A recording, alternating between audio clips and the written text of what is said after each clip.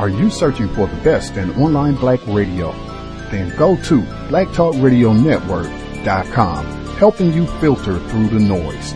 Real talk, black talk.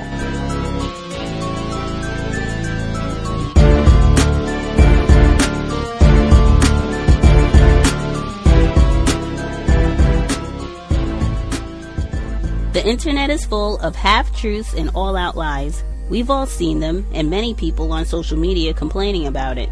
Here's your chance to show and prove. WorldAfropedia.com is a black-owned and operated encyclopedia. There are several thousand articles, but we need help. We can't uncover all the truth ourselves. So please, join us and become a writer, editor, or blogger for WorldAfropedia.com today. Every little bit counts. We owe it to the future generations to put the truth out there. Visit WorldAfropedia.com, the African-centered encyclopedia, a global database of African knowledge for the purpose of bringing about global African wisdom and understanding. WorldAfropedia.com.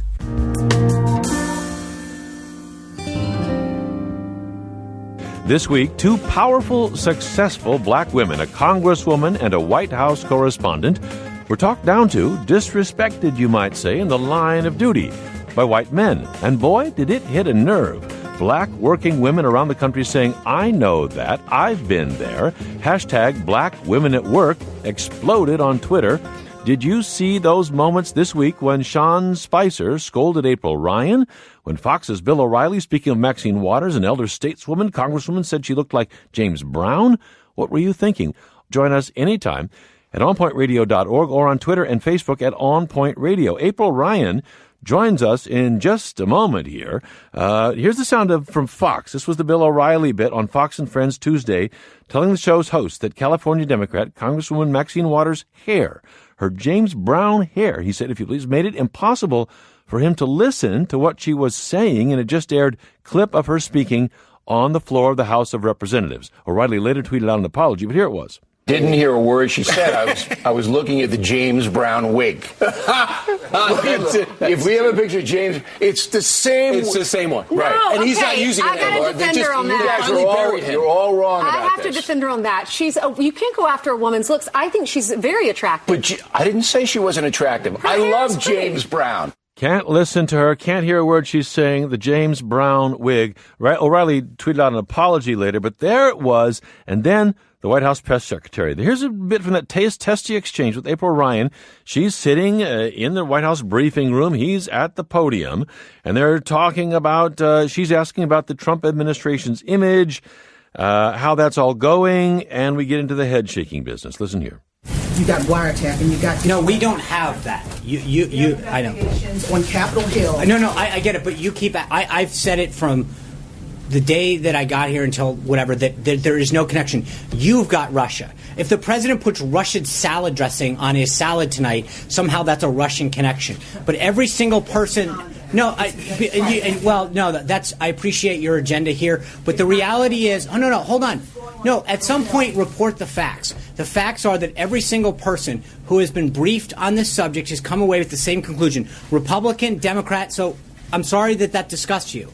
You're shaking your head. I appreciate it, but understand this, that at some point, the facts are what they are. And that wasn't the end of the head shaking. Upbraiding from Sean Spicer. So he said, anyway, this was a little more with April Ryan in the White House briefing room. April, hold on.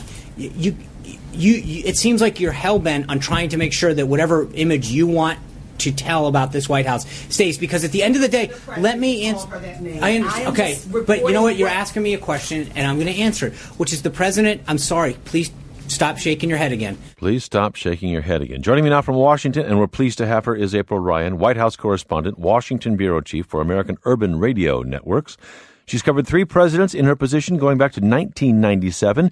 April Ryan is author of At Mama's Knee, Mothers and Race in Black and White. April, thanks very much for being with us today. Oh, thank you, Tom. Boy, we're talking just about a few minutes in the White House briefing room, and the country's been talking about it all week long. Did you realize as this was unfolding that there was something a little different going on? Yes and no. I mean, I hate to say this, but we're kind of numb to this a little bit. as journalists, particularly when it comes to this administration, because we are considered the enemy of the people now. For what, I don't know. I knew something was different about this, but I didn't realize that it would get the response, the overwhelming response that it's garnering. And actually, I'm glad it is, because there's a lot at play here. First Amendment issues, freedom of the press. We have a right to ask questions. I wasn't disrespectful in my question, my questioning of the press secretary.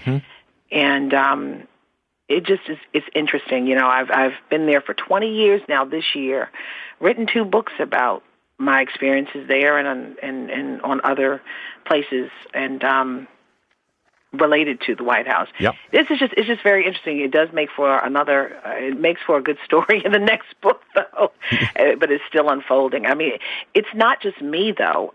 There was a woman over the weekend from Politico that Sean Spicer called an idiot during an interview, and I'm like, wow. So we are seeing a turn in this friendly adversarial relationship in the White House, a huge turn, and it's more adversarial now, it seems. But you know, we're there to do what we do. Can we just go into the details a little bit here, because I've looked very closely at the video of this.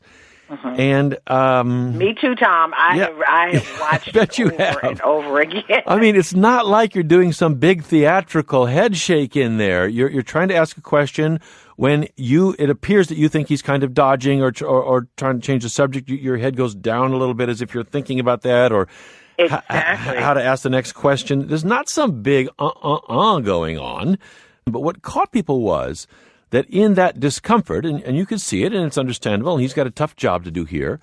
But for example, I'm looking here at Olivia Nuzzi. She's a Washington correspondent for New York Magazine, and she tweets, kind of to your point, April, Sean Spicer is rude to everyone, but it's difficult to imagine him speaking to a white male reporter the way he spoke to April Ryan today. What do you say, April? What made you the target of that particular kind of language? I don't know. Maybe because I work for an outlet that's not employing thousands of people. Maybe because, you know, I'm a woman. I don't know. But I got it. And, you know, I do notice that, I mean, you have to remember, though, Washington is a town, or politics in Washington and the politicos in Washington tend to be male.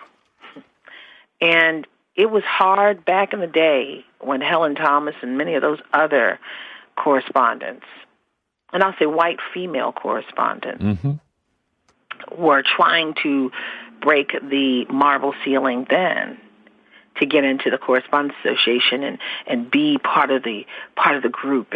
But maybe it's not just genders in there. I get that. Yep. But wait a minute. Back in the day, it was hard then.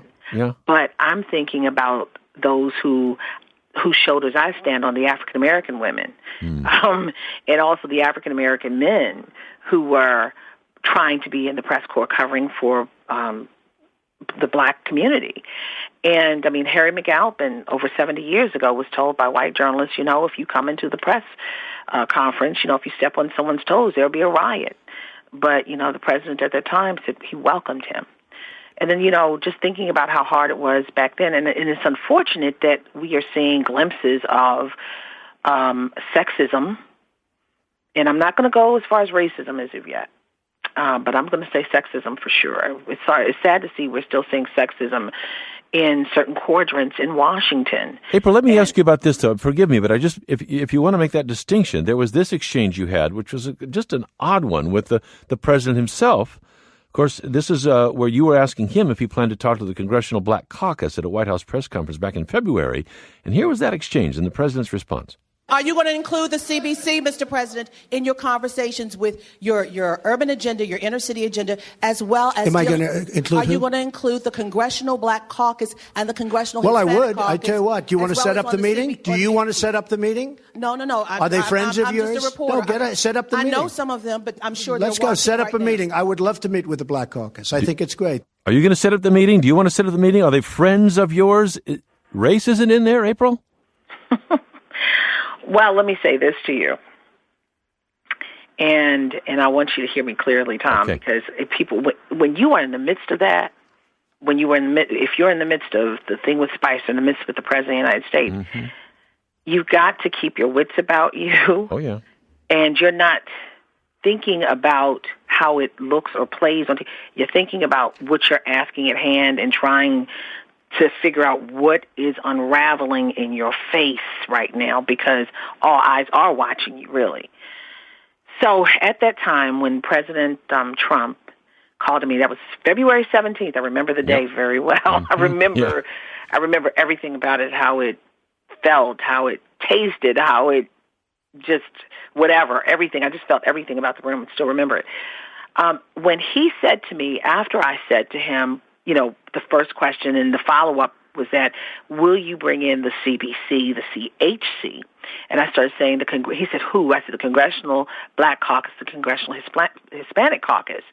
And then he started talking. He said, well, sure, you set up the meeting. And right there, I started shaking my head like, no. Is it, because, and I had to catch myself because now I did shake my head like, no, because that is not for a journalist to do. That is not my place. That is definitely, that's inappropriate.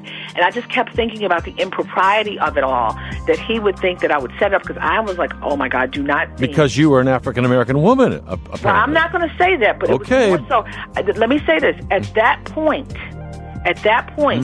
I was literally trying to figure out, why are you thinking about impropriety? And nothing else really registered to me, because I was so on that impropriety piece, and I was just mouthing the words for the rest. Okay, April, I know we got to let you go. I apologize. April Ryan, author of At Mama's Knee, Mothers and Race in Black and White. We'll be right back. I'm Tom Ashbrook. This is On Point. Thanks, April. Context of White Supremacy. Gus T Renegade in for another broadcast, hopefully to share constructive information on the system of white supremacy. Today's date, Thursday, March 30th, 2017. So I have been told. If you don't get anything else from listening to the C.O.W.S or the Workplace Racism broadcast specifically, the importance of keeping your wits when dealing with whites in general, and especially when we are on the job. Mandatory if you don't get anything else. It is so critical that we keep our cool. You don't have to agree with anything else. When you're on the job, and in many other instances, one of the worst things you can do is allow whites, racists, to get you emotional, to get you angry, even when they're being tacky, even when they're being racist, even when they are being violent with their words. We really got to think things through to make sure that we're making the best decision. It's going to work out in our best interest. Critical. Workplace racism. This is every Thursday, our caucus, Workplace Racism, 8 p.m. Eastern, 5 p.m. Pacific. Tune in. We exchange views, go through. People can discuss their work history. I think it's critically important as well, being able to look back on things that have happened to us while we've been working. We do have listeners who are younger, who have not even started their career yet. So it's helpful for them to be able to hear the type of things to be on the lookout for on the job. That in and of itself is huge for all of us, just being able to see patterns, similarities in terms of how racists operate on the job, things that they do to mistreat non-white workers, employees, even if you're a non-white entrepreneur. Very, very helpful. The number for folks to dial in, 641-715-3640. The code is 564-943#. Press star 6 if you would like to participate. Number again, 641-715-3640. The code 564-943#. Press star 6 if you would like to participate. With all of the talk this week about what happened to April Ryan, black journalist, Congresswoman Maxine Waters and the trending hashtag Black Women at Work, I said, wow, they should have some sort of program where black people get to talk about racism, white supremacy on the job. I did make sure to tweet out workplace racism episodes while all of that has been going on and obviously continuing right now. Interestingly enough, I thought that exchange you just heard from April Ryan, who was told to stop shaking her head by Mr. Spicer, Sean Spicer, earlier this week. I thought her interview that you just heard, that also may have been an example of workplace racism, where you have a black person being interviewed by a white man, where he persists in trying to make her say that, yes, this was racism. I thought that was, as I said, that right there might be another illustration of workplace racism. I will move forward from that. I'm sure folks either today and or compensatory call-in, since that got such attention, folks can share their views or thoughts on what they heard in that exchange as well. Lots of people wrote in. I encourage people to do that. If you listen to this as an archive and you want to write your experience, or if you have suggestions to share, you can drop an email, untiljustice@gmail.com. We can make whatever you share, we can make it anonymous. So that you don't have to identify yourself or other people. If you want to share that way, if you're listening live and you want to comment, you're just not able to speak via phone.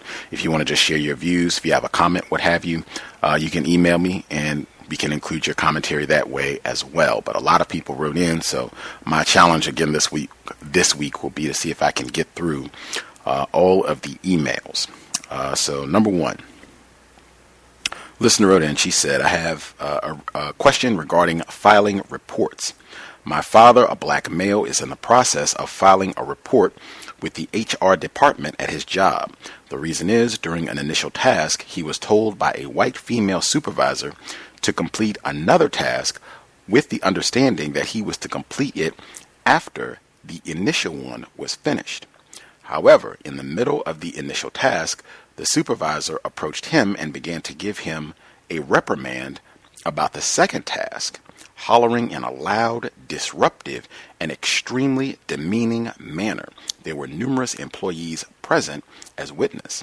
He immediately expressed discomfort to the supervisor about the manner in which he was being addressed, and as the supervisor continued to berate him, he went to his time clock out of fear of an escalation of abuse.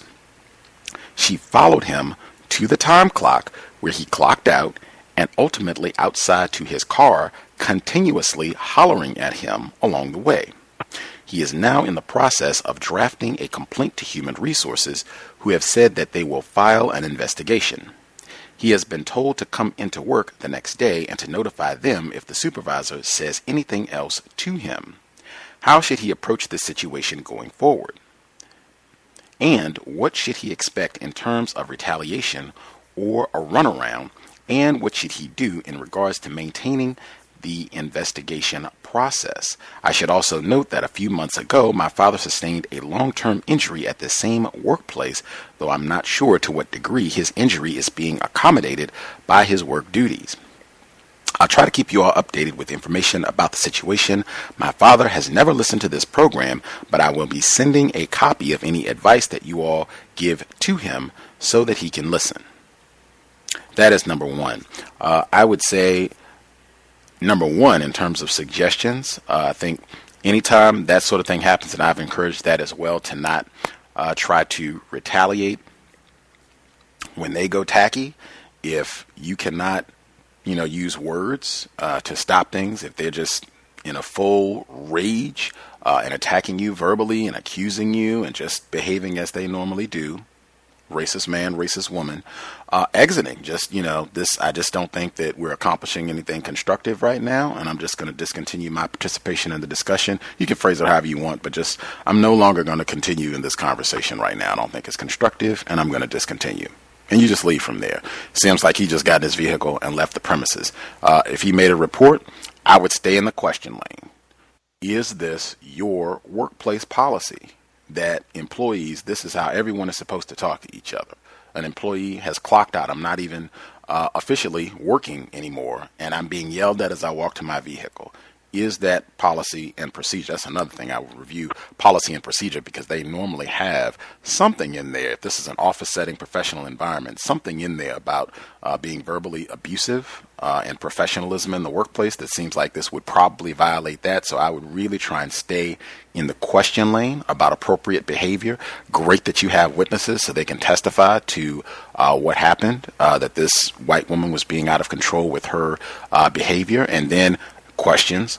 What is going to be done to make sure that this doesn't happen again? And maybe do we need training on professionalism in the workplace so that everybody knows what's expected of them and with regards to how we communicate with each other? Might even be asking about, a new supervisor or whoever this person is, because if this is how they behave, it might be best if we do not have further contact in the office. If this is how they're going to behave, following someone out to the vehicle. I mean, this is really a serious situation that could have drastically escalated if it's got to the point where they're fussing at someone going out to the office. Just lots of questions. Same thing. Anytime that there's going to be some sort of investigation, I would also request, and I would request up front, a written copy of the concluding results. That way you get all the information. If you are being investigated or if you are a victim and they're investigating what happened to you, you want a written copy of the investigation. That way you can review it, errors, just to see, officially what the stance is going to be on what took place. Folks can share their thoughts as well if you have other suggestions, things that she should tell her father. Let's see. Lots of people wrote in. Let's see if I can do justice and get all of these in. Okay, so this is a lengthier one, but it does have good suggestions in it as well, and even an update possibly at a later date. So this person has wrote in before. Black male started working a job at a grocery outlet on the East Coast. As I mentioned before, my husband is a new hire at a newly opened grocery store and is still on probation at his job. If folks remember, he was giving rides and such to other black people on the job. I explained how my husband was giving rides to some of the guys he worked with and that the bosses were changing all of their hours so that rides were no longer possible. As a result, the first week of the store opening, the gentleman that lived near us that my husband would give rides to was scheduled at 6 a.m. all week while my husband worked all different hours all across the board. One day he worked 3 p.m. to 11:30 p.m., another day 12 to 8 p.m., and 1 or 2 days at 6 a.m. to 3 p.m. The schedule was really odd because one day he would be asked to come in at 3:30 p.m. and the next day at 3 p.m. It was almost like they were trying to deliberately confuse him into thinking if he was working 3:30 the day before, he would work that again and conceivably be 30 minutes late to work.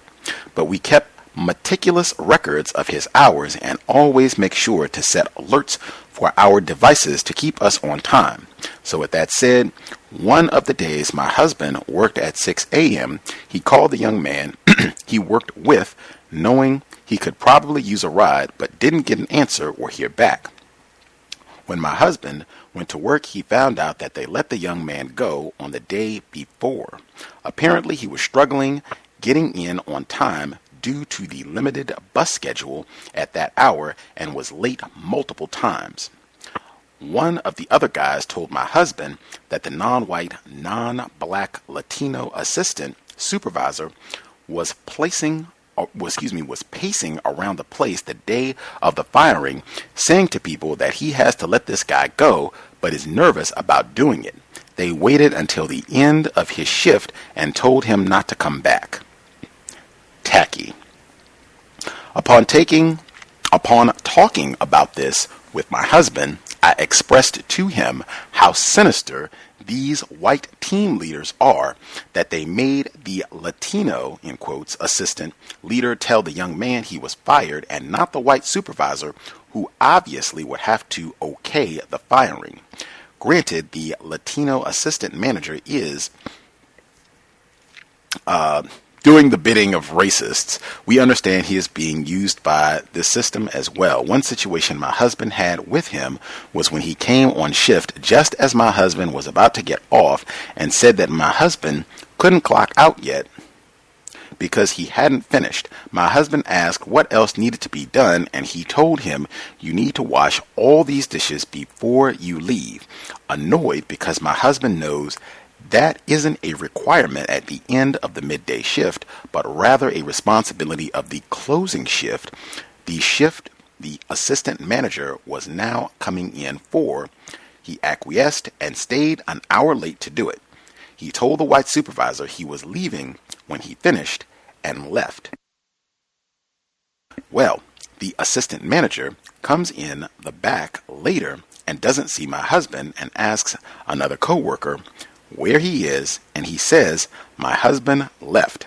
The assistant manager shook his head and tells the black coworker, "I'm not trying to be racist, but it's like these niggers don't want to work," in quotes. So despite him being a non-white individual, there is definitely some hostility he has towards non-white black males and a desire, it seems, to get them all out. My husband and I have talked at great lengths about this job, and it really has been a great benefit to bounce ideas off one another as to what they are trying to do. While we are still learning, we have found something that has helped us that we want to share. Since my husband is an hourly employee with all these different shifts, we needed a way to track his schedule. We found a free app called Hours Tracker that we found in both the App Store and the Google Play Store. It has been a great app for tracking his hours and even allows us to write notes about his shift.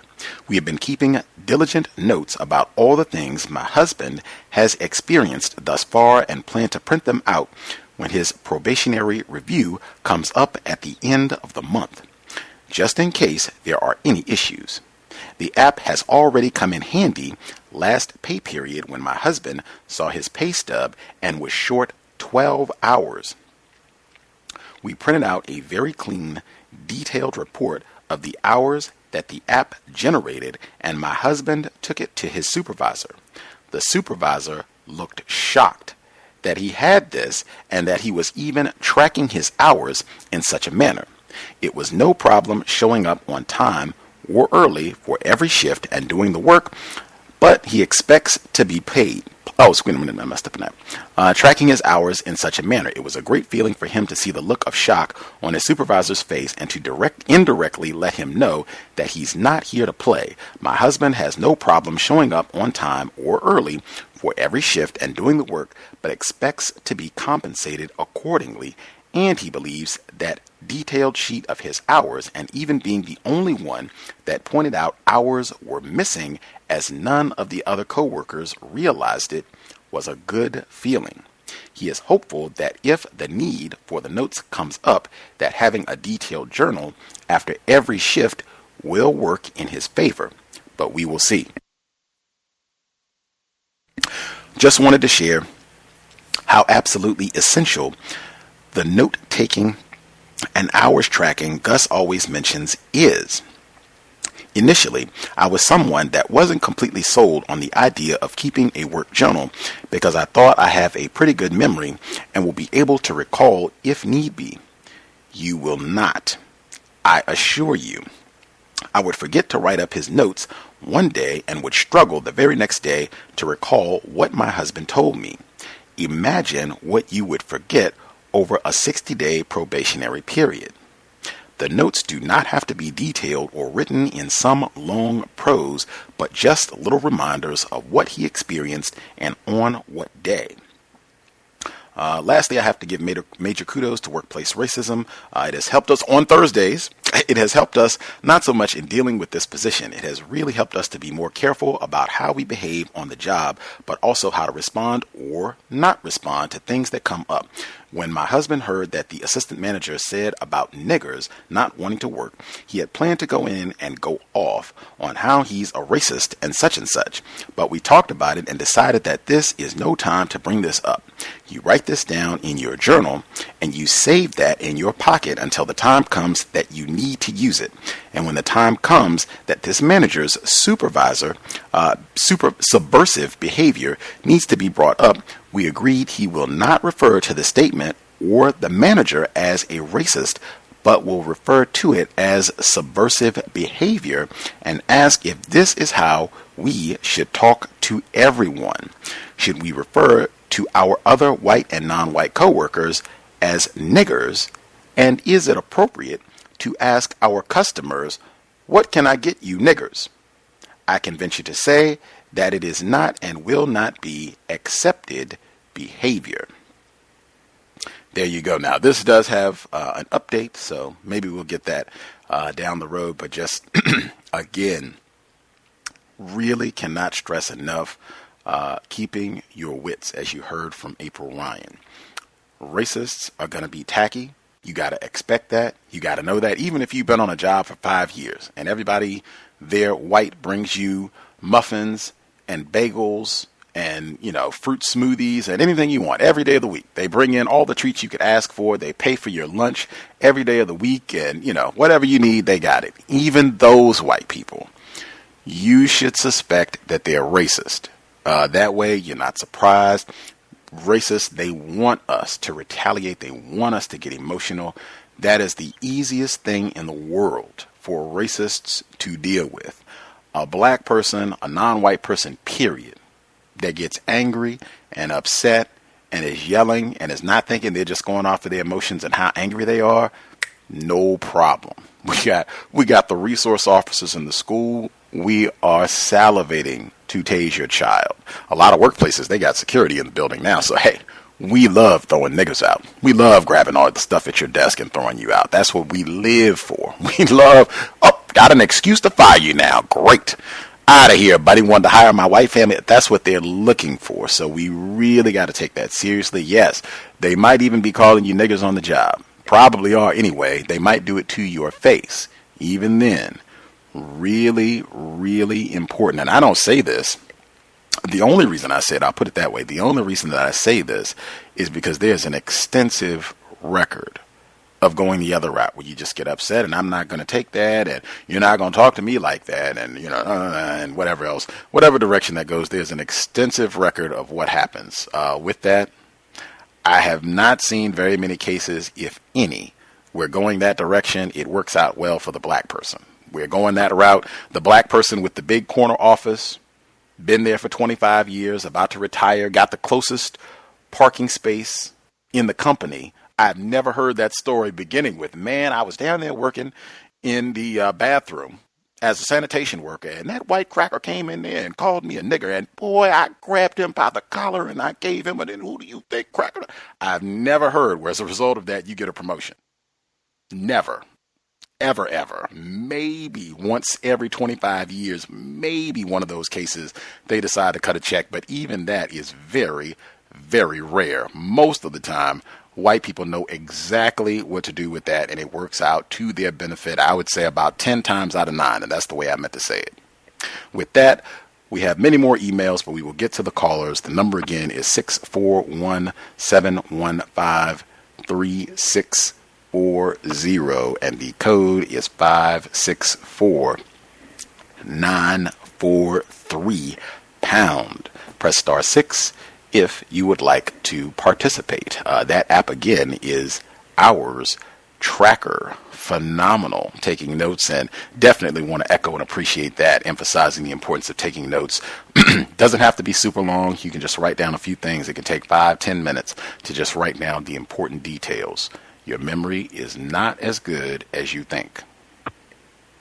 With that, folks who dialed in with a hand up, and I think we even have Stacy hanging in with us again, one of our black female listeners in London. Are you with us, ma'am?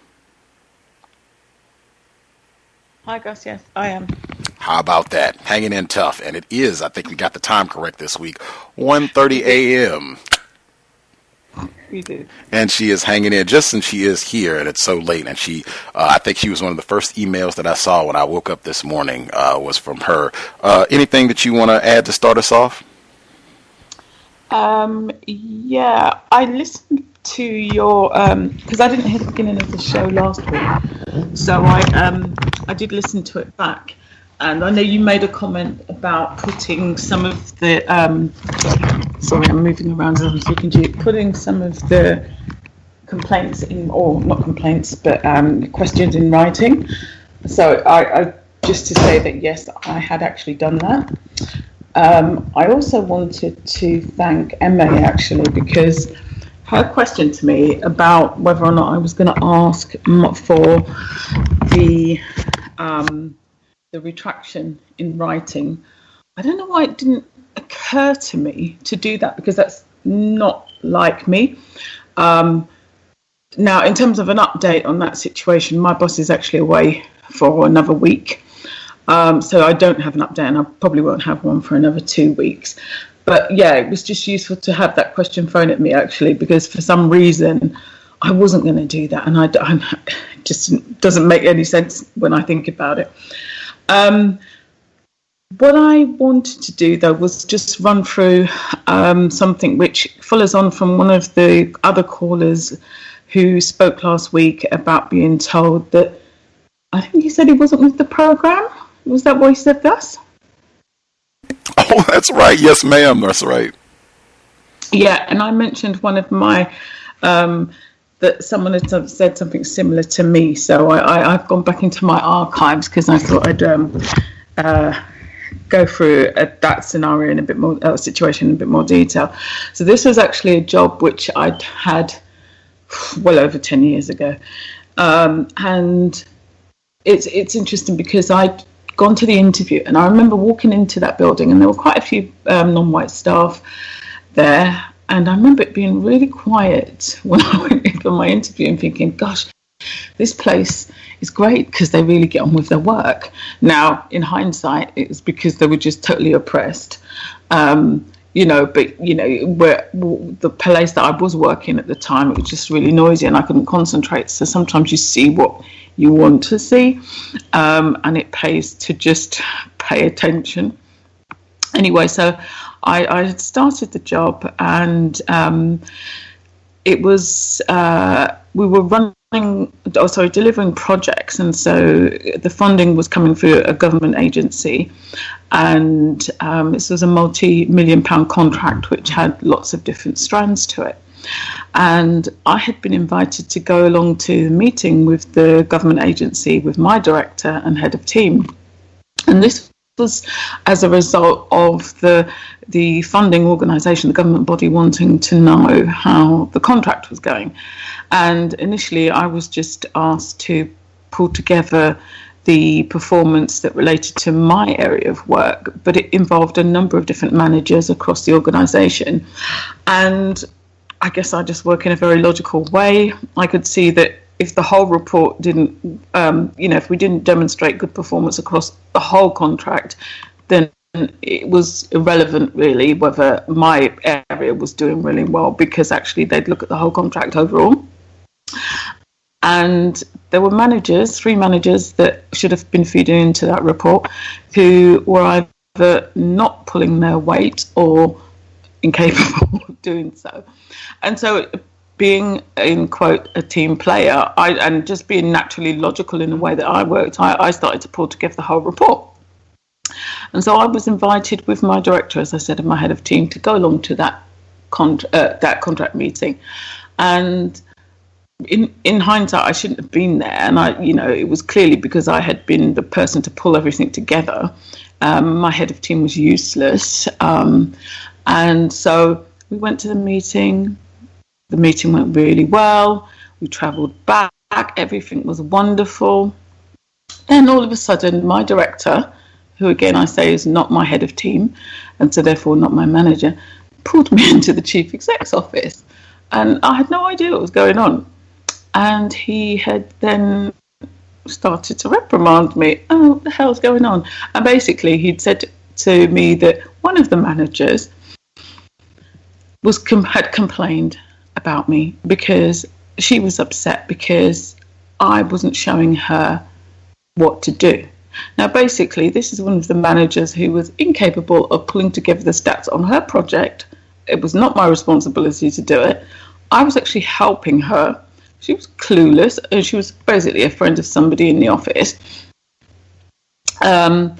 And whereas I genuinely was just trying to pull together everything on behalf of the whole organisation, all of a sudden, after this funding meeting, I was being pulled in to be told that this woman was really upset and because I wasn't helping her. And I was totally taken aback. And at that point, my director, who was a very short Scottish man, he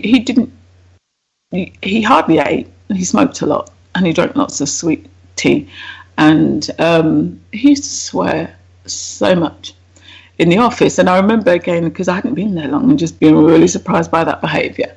But, in terms of how I was up until that point, which was only maybe 2 months in, I was, the person that got on with everyone, got on with my work, etc., etc. So they saw quite a quiet side to me.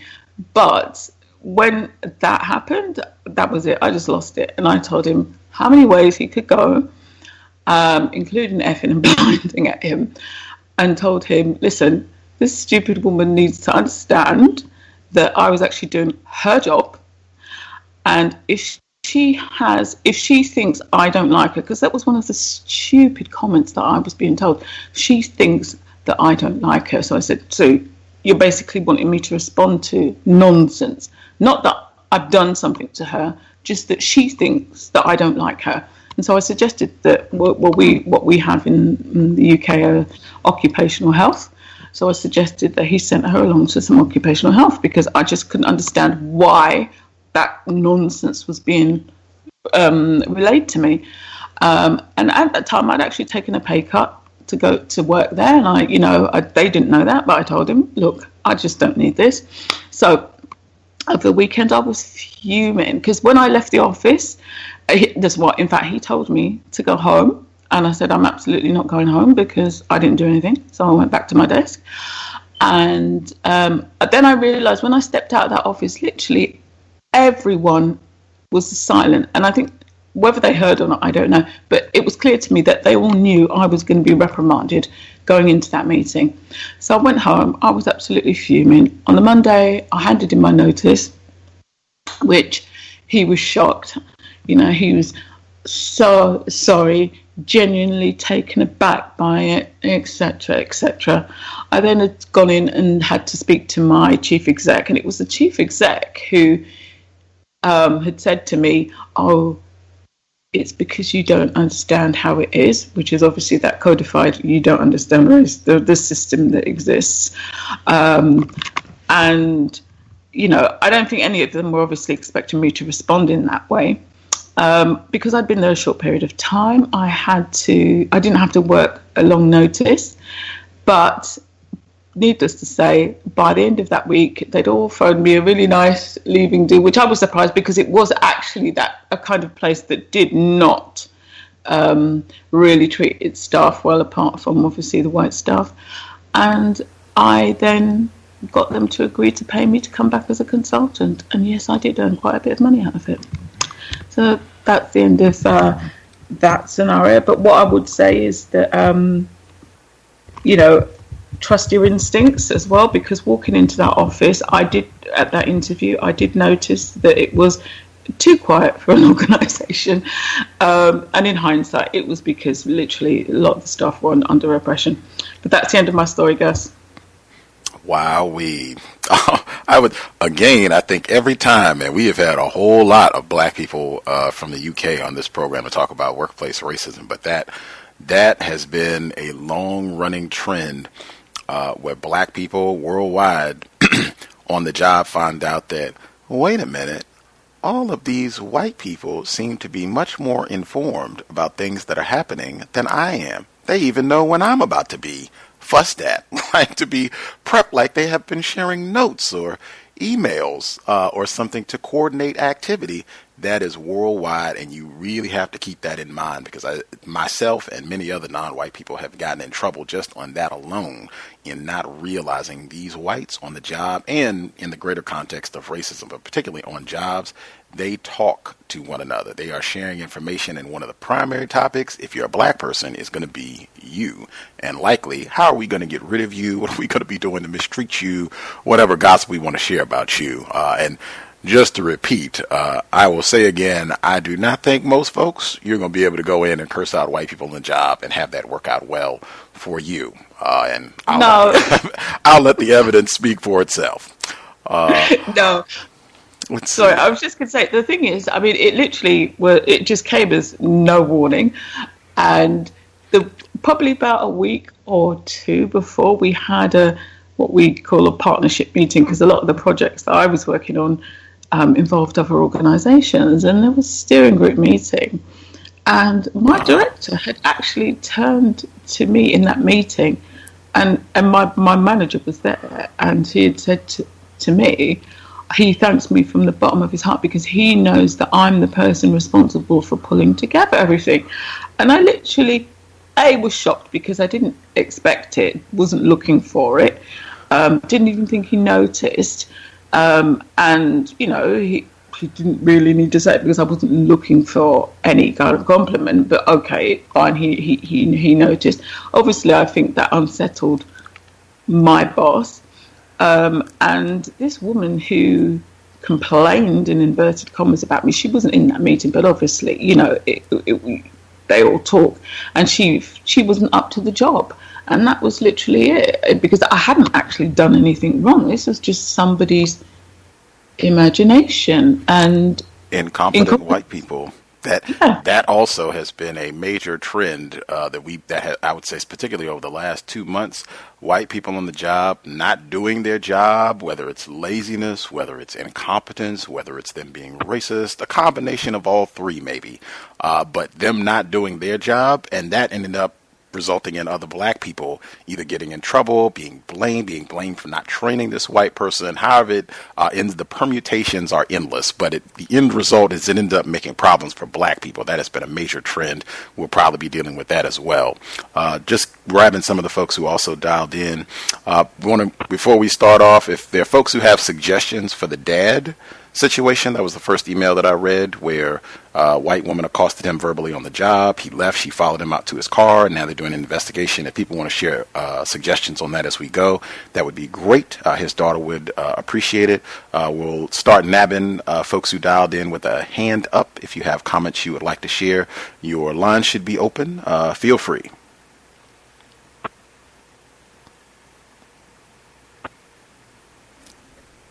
Can I be heard? Yes, sir. Yes, sir. Greetings to you, the hosts, the callers, and the listeners. I wanted to share a little bit about when I worked at a moving company, and it was last year. I worked at a moving company for a short time while real estate was going slow. And my brother was working there first, and he hired me, or not, my brother didn't hire me, but he basically got me on over there, and he was telling me a lot of stories, and, you know, when I saw it, a lot of the stuff, we would go to these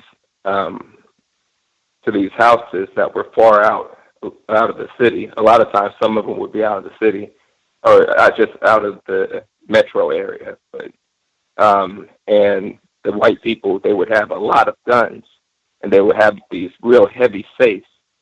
And the crazy thing was, a whole lot of the people that we moved had it, and I think it was the vast majority of the people that we moved. When we got to the stuff that was in the basement, there was a safe, or if it was a first floor, somewhere there was a safe, and they had guns, a lot of guns, a lot of ammo, and a lot of gold, and that was kind of really interesting.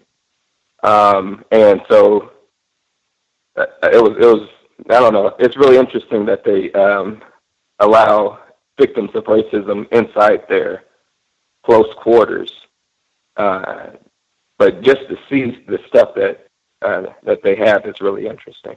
And just for young people, I'm trying to, for a suggestion for them, I would just say, don't do a whole lot of conversating with the white people on your jobs. I've learned that, even at this job that I was talking about, the moving company, a lot of the people there was a lot of black people. It was a whole lot of black people, mainly black men, who were the workers, and the white men who were over them would have them talking about a lot of sexual stuff, asking them what they did last night sexually. I'd imagine the men, they had so many stories. Some of them had to be live, but they would be really loud and like shaking their hips, reenacting what acts and all this sort of thing. But it's not good to be involved in that at all. So don't involve yourself in that, and don't do a whole lot of talking with the white people, because they'll get you in trouble.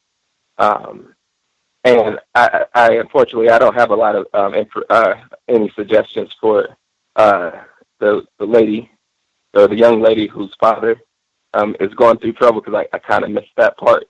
I would just say there's always entrepreneurship, and I think that's a real good thing, entrepreneurship, because you can limit how much time you spend with white people, and it's more on your terms. But there's a lot of times that there may be hunger periods. So that's what I would say. Thank you. Appreciate that. Other folks that we have not heard from who have a hand up, do y'all have commentary? Can I be heard? Yes, sir. Awesome. This is Ken Steele, and I'm in Irvine, California currently, and I just wanted to say that to the person who was accosted at his workplace and followed out there, I hope that this person has written this incident down, has documented everything that has preceded it. Honestly, if you're getting accosted at your work, the environment there is probably not going to get much better if you leave that situation alone.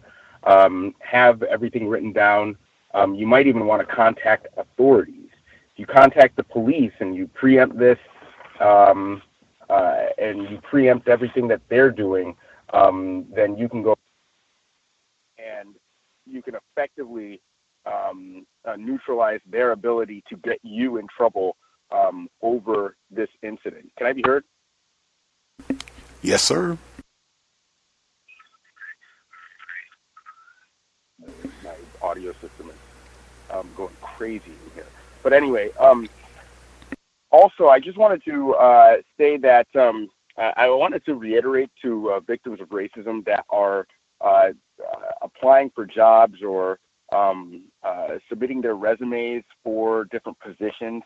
I just want to reiterate that your resumes are placed in a database, and the people that are finding your resumes to review are doing this by way of Boolean searches. They're literally typing in the skill sets that they need in a search engine within an applicant tracking system to find your resume. So if you want your resume to be the most visible, I have a few suggestions. One, minimize the formatting that you do on your resume. Keep headings bold, and the words in the underneath the headings, just keep those regular. No need to have multiple columns. No need to have I guess design sensibility. While that may look good, it just makes your resume harder to find within this database, because what happens is when you submit a resume as a PDF that's been highly designed, that looks really cool, a lot of the information can be lost because the program has to parse the data into the system, into a format that it can be read so it can be easily searched. And those terms that you enter in there are going to be lost if you format it incorrectly. And the best format to have it in is a Word document, a DOC or a DOCX file. That way the programs in multiple ATSs, this is not just, like ICMS or Career Builder or the LinkedIn applicant tracking system or anything like that. It's all applicant tracking systems. They prefer that you use a Microsoft Word formatted document. Also, I just wanted to report, something that that made me, I guess, it came to my attention at my workplace.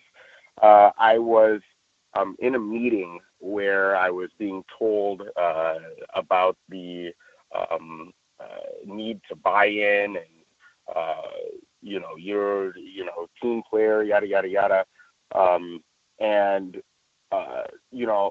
I began to ask questions exactly what is meant by buying in. And this is a question that I asked for weeks.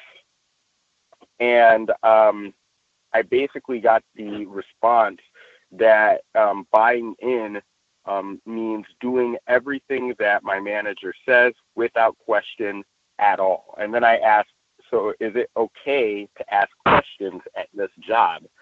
And then I got told that asking that question is stupid and that I am showing a bad attitude by persisting in my inquiry. And I asked again, I said, so is it against the rules to ask questions?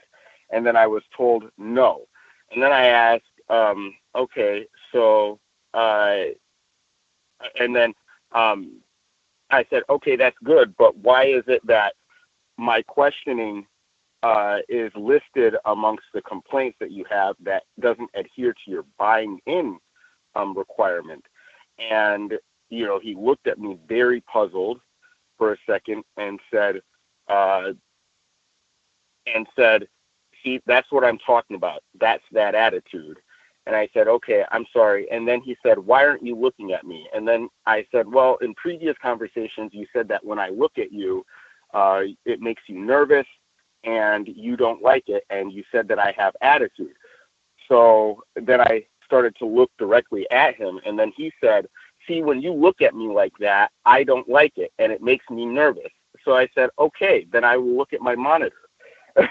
And, it's just, everything left in a huff. More money was made, so that kind of canceled all of that out. But it's just a problem that, is very persistent, and it's just something that I've come to expect when dealing with any suspected racist in a position that's superior to mine. And mind you, this latest meeting took place conveniently when the manager that's above the both of us, who is non-white, is outside of the country currently. So I don't know if that was a stratagem being played by my manager, or if he used that opportunity to address me in a way that he otherwise wouldn't, because I noticed that he was being very loose with his words this last meeting. It's just something I don't know. I'm not aware of or anything like that. But, I'm not terribly, nervous or anything about that, because from what I can tell, everything that I've done has satisfied all the requirements that he had spelled out, because I got him to start spelling out exactly what he wants from me in emails so that we don't get into these impasses. And a great thing about that is that I can document every single time he contradicts himself. So that's something that is an ongoing thing.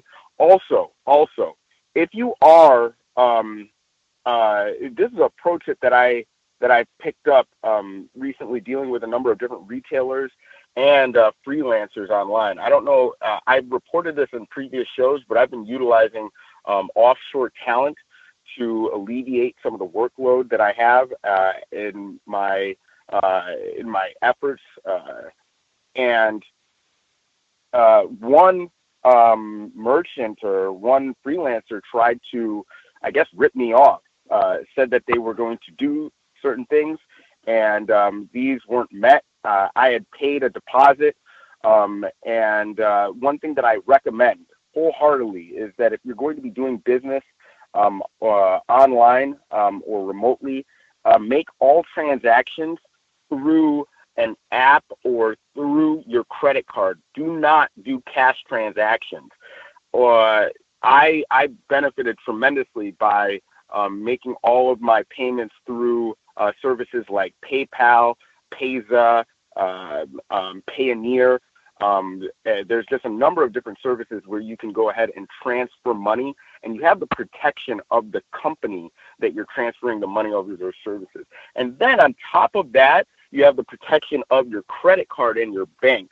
So instead of going back and forth with this individual, I gave them a chance to rectify their wrongs. They didn't.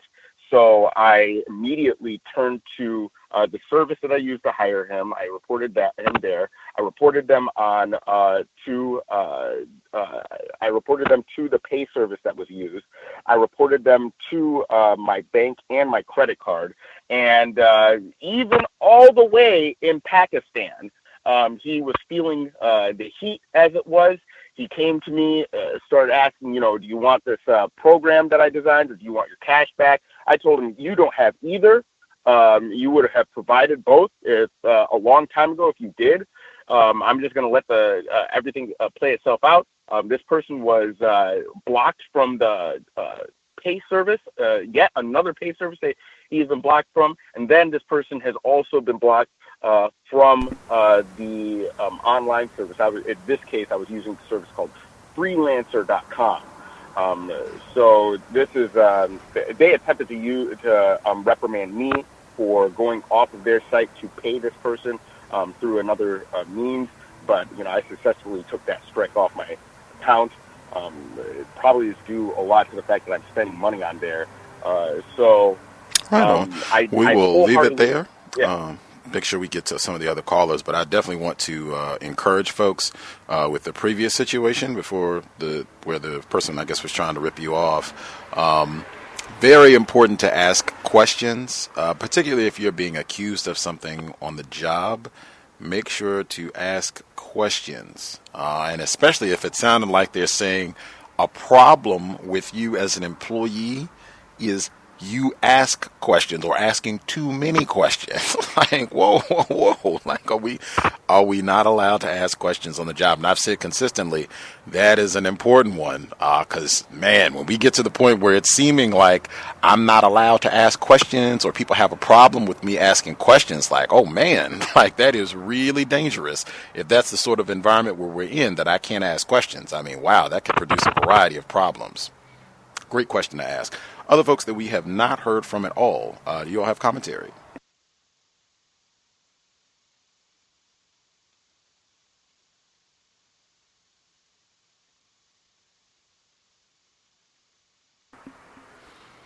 Looking at quite a few other hands. Again, I didn't say at the beginning, this is not a broadcast for spectators.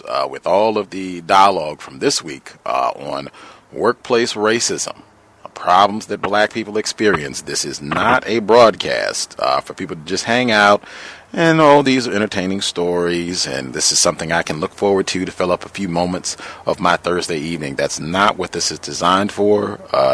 We should have active participation. If you don't have suggestions or ideas on what you've heard, your own experience with workplace racism, folks should be ready to roll. Can I be heard? Yes, sir. Greetings to you, Gus, to all the callers and the listeners. I wanted to say for the, I think it was the father who was followed to his car and terrorized by this white mayonnaise. I think he should look into his workplace harassment policy, because that is a form of harassment. If you are leaving the company because you're having a situation that's escalating with management, and management is taking it upon themselves to landblast you in front of the entire company, and then on top of doing so, because those sorts of discussions, anytime there's any sort of reprimanding, from every job that I've worked in, it's not something that is addressed in front of the whole company. So I would definitely ask, is that the way that you address any potential error? If there was an error, is that how it's supposed to be addressed in a public forum where everyone in the company is supposed to find out whatever my personal situation is within the company? And also, is it also something that is considered to be okay for someone to harass you and follow you to your car when you're trying to diffuse the situation by removing yourself from the situation? So I would definitely look into that. I don't know if there were any other previous incidences that he may have had with her. Hopefully, if he did record them. I don't know what state they're in, but since she seems to be a talker and has a lot to say, depending on what state you're in, I would record the conversation. So that way you have her in her own words saying whatever she's been saying, and you have that proof, as long as you're in a state in which it's allowable for one party to record a conversation in which both of you are in the conversation. Also, to the second caller, a writer whose husband was also being harassed as well. And I think the same thing would apply. I don't know what state they're in, but it seems like he goes through quite a bit throughout the workday. And like I said, there's a cheap USB recorder. It's about $12 on Amazon, and it can record up to 13 hours straight. And you can record the entire day, and you can cut and paste it where you need to. So that way, if there's any situations that arise that you want to keep record of, you can cut it to those particular incidences, save them to your computer, and you just keep a running record of all of the conversations, especially when he called you a nigger behind your back, things like that. You definitely want to record it by writing it, but if you can, record it verbally. I think that's very important as far as self-protection. And again, you have the person in their own words making racist comments or saying things that are demeaning, and that's something that definitely and I think your daughter was correct. Keep it away, and when the appropriate time comes, ask: is it okay to call each other racial slurs? Is it okay if I call him a spick or whatever the case may be because he's calling me a nigger? Is this how we deal with conversations amongst coworkers? Is that productive? Is that something that's going to help the company prosper? That would be my approach to those things. And my own workplace racism was over an hour of terrorism by an ignorant white piece of mayonnaise. I work in the healthcare industry, and I help people manage their healthcare. And so I received a call from this woman, and she had an appointment that she had scheduled for a hematologist specialist to deal with a anemia issue that she had. So she called in, and she was actually in the office. And whenever you go to see any doctor, if it's a doctor, dentist, specialist, primary care physician, whatever the case may be, when you're going to see them for the first time, they always have you fill out a battery of forms. And one of those forms basically will state that if, for any reason, the insurance company does not pay for a claim, then essentially you, as the recipient of the services, as the patient, would be held financially responsible until either the claim is rectified and reprocessed, or if it's not, then you would be held responsible because that doctor would like to receive payment for the services they're rendering. So she goes off on a tirade about how for him to ask her to sign these forms is unethical because she's paying the insurance company to pay the claims, so she feels like he's setting her up to have to pay these claims if the insurance company doesn't pay. So we go back and forth, and I explained this to her. I said, these are normal forms that anyone would fill out on your first visit to a doctor because the doctor just wants to guarantee that they're going to get payment. So she goes back and forth in circles with this whole situation. And eventually I ended up calling the office manager. She's standing there. The office manager and I are discussing what's going on. She's completely aware. She says, well, yeah, these are normal forms. I said, I absolutely understand that. But for some reason, this patient is not understanding that, and she's refusing to sign the forms. So she's going off about not signing the forms. I said, well, obviously, it's your prerogative whether you wish to sign these forms or not. No one's going to force you to do so. But it's also the doctor's prerogative to protect their business and say, if you don't sign these forms, I'm not going to treat you, which is exactly what the case was. And she had called us a few days before I got her today, and I didn't find out until after the phone call. And she did the same thing to another coworker. And ultimately, they went through all of these situations, jumping through hoops to get her to this doctor because she claimed she wasn't feeling well, and her anemia was causing her to feel dizzy and faint and all of this nonsense. So she did the same thing with me on the call. So I'm just like thinking, okay, well, if you're not physically well, then I don't want you to not get this care because, you could be in serious trouble. So I sit on the phone, so we go in circles like 1,000 times. And then I said, well, listen, I've done this with you about 8 times or more. We're going on over an hour conversation here. You're not understanding that regardless of what doctor you go to, you're going to have to fill out forms that will be similar to that. I said, that is an impossibility. We do not control another company and how they function as a business. If that's what they choose to do to protect themselves, then we cannot call a doctor and tell them how to run their office. And by the end of the call, she was basically huffing and puffing, saying she didn't feel well, she's dizzy, she's seeing black spots in front of her face. And at that time, I was like, well, I hope you pass out and die once we get off the phone, because I don't like you anyway. You're white, and I really don't give 2 craps about you in the first place. I'm just trying to do a decent job here. So she gets off the phone. I get her off. She's talking like she's dying. I'm hearing her breathe heavy and stuff, and I really just don't care one iota. And when I get off the phone, I am swarmed by 3 nurses, about 4 or 5 different coworkers who heard the entire exchange, and they all said, she's crazy. All they needed to hear was my side of the conversation to discern what I was doing. They said, you have the patience of Job is exactly the term I wanted to use, because I kept my composure, of course. I'm not going to get into any sort of back and forth yelling with her, but I did have to be assertive in the call. And even in me being assertive, I still maintained my composure. And I was explicit. I repeated the same thing. And everyone was like, you did the right thing. I said, I already know I did the right thing. I said, she's crazy, and I don't have time for crazy. And that was my workplace racism. White people really are, how would I put it? They will do anything possible to harass and terrorize you if you allow them to. And if you don't keep the conversations, if you're in a job where you're having conversations with people, if you don't keep that conversation within the parameters and context of the gist of your job, you might talk yourself out of a job. So just be very careful with the wordplay that white people use. And when they try to talk you in circles, just stick to what is actually supposed to be done. Don't put any opinions. Don't argue with them. Just tell them the facts the way it is. And as long as you stick to what the company wants you to do, and you're doing it, respectfully and things of that nature, even if you have to be assertive, you should still be respectful, and things should pretty much work out in your favor. And that would be my workplace racism incident. And other than that, stay as far away from white people as possible when you don't have to deal with them. Thank you, and I'll mute my line. Wowee. We had, I'm hearing some speakerphone too. If you are on speakerphone, that is not helpful. Again, as April Ryan said at the beginning of the program, keeping your wits, very important. Keep your wits. You cannot, whites are going to do what they're going to do and be, tacky on the job or elsewhere.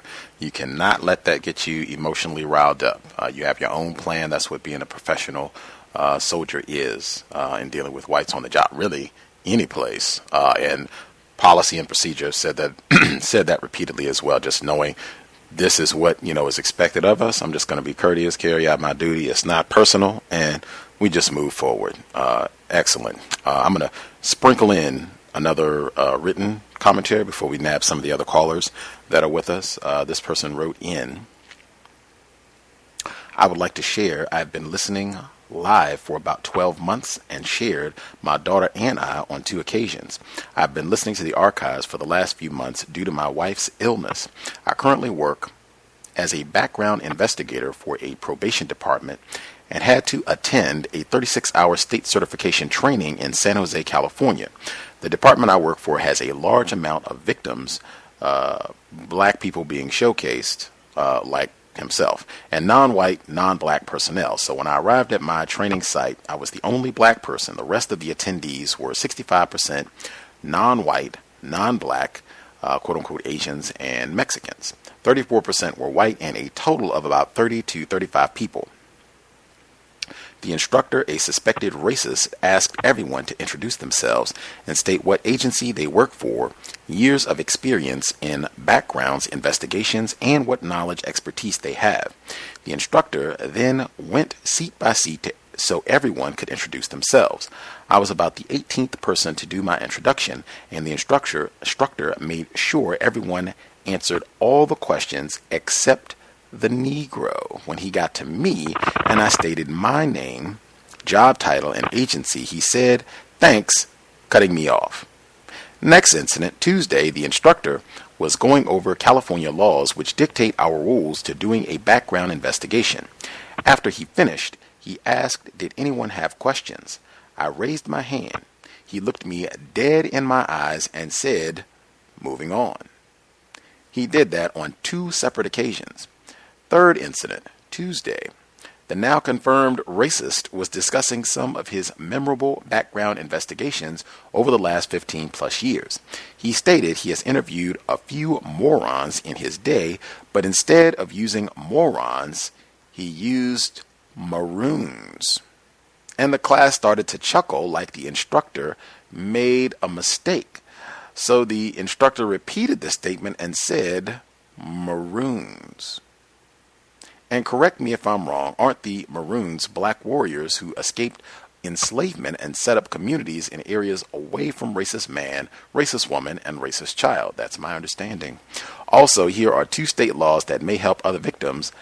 Business and Professional Code 22-581 help anyone under the age of 18 get things removed by social media apps, and Labor Code 980, which states private employees in California may not require applicant to open locked media pages. Thank you for sharing. Great information and observations. Maroons. White people are not ignorant about racism. Other folks that we have not heard from at all, if you have commentary, feel free.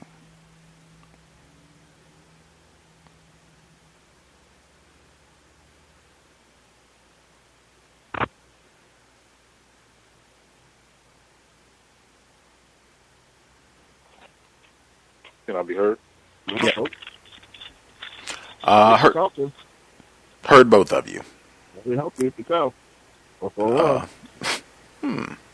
Let's see. We will do caller in Florida. Proceed. Yes, sir. Can I be heard? Yes, sir. All right. Thank you very much.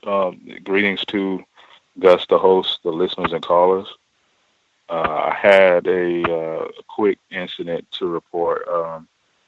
The black female that I mentioned a few months ago, she was moved in front of her new supervisor's office.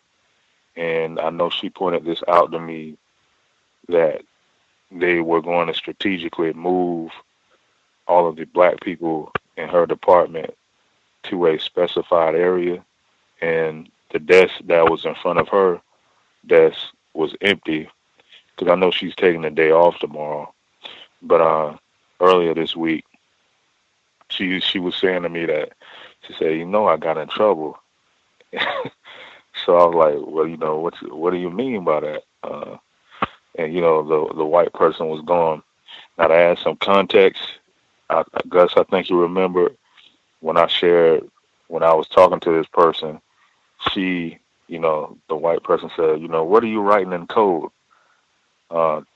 This was the same person, but she was gone at the time. So apparently it was her and 2 blonde-haired white women were in this office, I guess, talking about something. So apparently, I don't know if she accused them of being a racist, but she said, why is it that all of the, like 2 of the black people in the department got to be sitting together, because we just got a new employee transferred from the other building. And strangely enough, her desk was relocated in front of this other black female's desk, and she was replacing a lady that just quit, this new black female. So it's 2 black people sitting next to each other. So it basically came to fruition what this black female was saying to me, and it's obviously like a racist strategy, I think, where they can get a victim upset by basically doing things to her in a more subtle sense, indirectly, to get her upset, to have her mention racism, only for them to deny it. And she was saying that,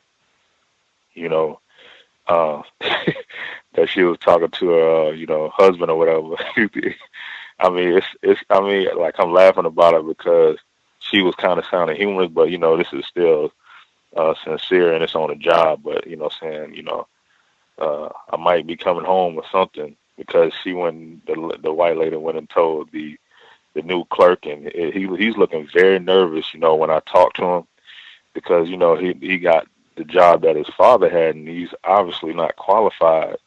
So he's a very nervous looking person, and all of the what they call higher ups are exhibiting very anxious body language, like something, I don't know, maybe they're obviously they're conspiring, because I would enter an environment, just if I had to get like a signature or something, and I don't know if anybody else has noticed this, but it's a constant behavior pattern where everybody will stop talking when I enter the room. Like did I interrupt something? Like they were just talking about something, but they didn't carry on the discussion. So person will just do what they need to do, and I'll just leave, and they get back to talking about what they were saying. So yeah, I'm not sure what ended up happening. What she said, she was bringing up racism or something, of being racist, and one lady saying that, well, racism will never go away. And I know Mr. Fuller mentioned about white supremacists will play both sides, I think. So that's the only kind of update I have right now. And thank you very much. Very interesting. Very interesting. That is, I've said that before, that's one of the things racists, they will be more subtle about things to mistreat you, and then they're prepared for the response because they've engineered everything about getting you upset in the first place. They are very good at that sort of technique, if you will, on the job. They're absolutely devastating at it. That's something to be mindful of as well in workplace situations. And again, asking questions. And again, I just continue to say this, keeping our wits extremely important. And I say that because if you're not able to manage your emotions successfully on the job, it just, no other aspect of being codified in terms of counter racism, the rest of it doesn't matter. You really got to be able to manage your emotions and just know that going. Racists, they're going to say all kinds of things to you, and responding emotionally probably won't work out in our best interest in most situations. And in fact, that's what they were hoping for. Other folks that we have not heard from, other folks that have not spoken at all, have commentary? Actually, wait a minute. I think there are, but before I get to that, I'm going to plow through some of these emails. Continuing, one of our callers in Wisconsin, black female, she said, my brother told me when he started to get his commissions for the accounts he services, he made over $1,100 in commissions in a week. Soon after, his routes were reduced significantly. When he wasn't eligible to get commission, he had several accounts. Racists were adding more accounts on his route, hoping that he would give up and quit. Now that he's making his hourly wage plus commissions, whites reduced his routes so that he can't earn as much money. My brother is a hard worker and a good salesman. The accounts that he was left with, he has convinced his accounts that they need more products, thereby increasing his commission sales back to where they were when he had a lot of routes. Now, I would say that is John Henryism, but I am proud of him for being able to continue to figure out ways, because that's a lot of what racism, white supremacy is, us doing things to solve problems, and racists just go about the business of making things difficult and producing new problems for us until we can eliminate white supremacy entirely. But that also reminds me a lot of John Henryism, where they make us, I think the cliche is you have to work twice as hard to get half as far. And in my view, that ends up with a lot of health ramifications for black people. But this is racism, white supremacy, and thought out. Like, we are deliberately making it difficult, doing everything we can to impede your ability to take care of yourself. And then we're going to still come right back around as often as we can and call you lazy and shiftless and say that you need to get a job. Now, Other folks that we have not heard from at all. Did you all have commentary?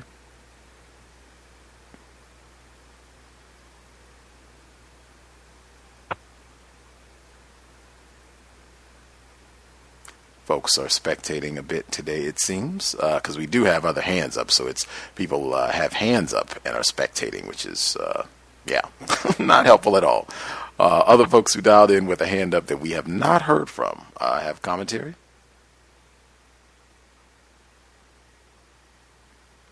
Let's see. I missed a few hands as well. Hello? Yes, ma'am.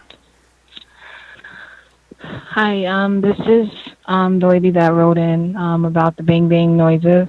All right. Yes, ma'am. Good to hear from you. Yes, I was just calling to give an update on what's been going on. And I asked her about the investigation, and she told me, like, there's no way that I will ever be able to find out, like, what happened with it, which I find very weird. I mean, I would think that I would know, like, how it went or if it was resolved in some way, but she did tell me that she did talk with the co-workers that I documented that were harassing me, and she didn't mention my name, but I guess she spoke with them about not harassing co-workers on the job. And I do notice that I don't hear like the bang bang noises anymore, but I still kind of hear some chatter sometimes between them and laughing. So it's not as bad as before, but I can kind of tell that it's still going on. And I'm just not really satisfied with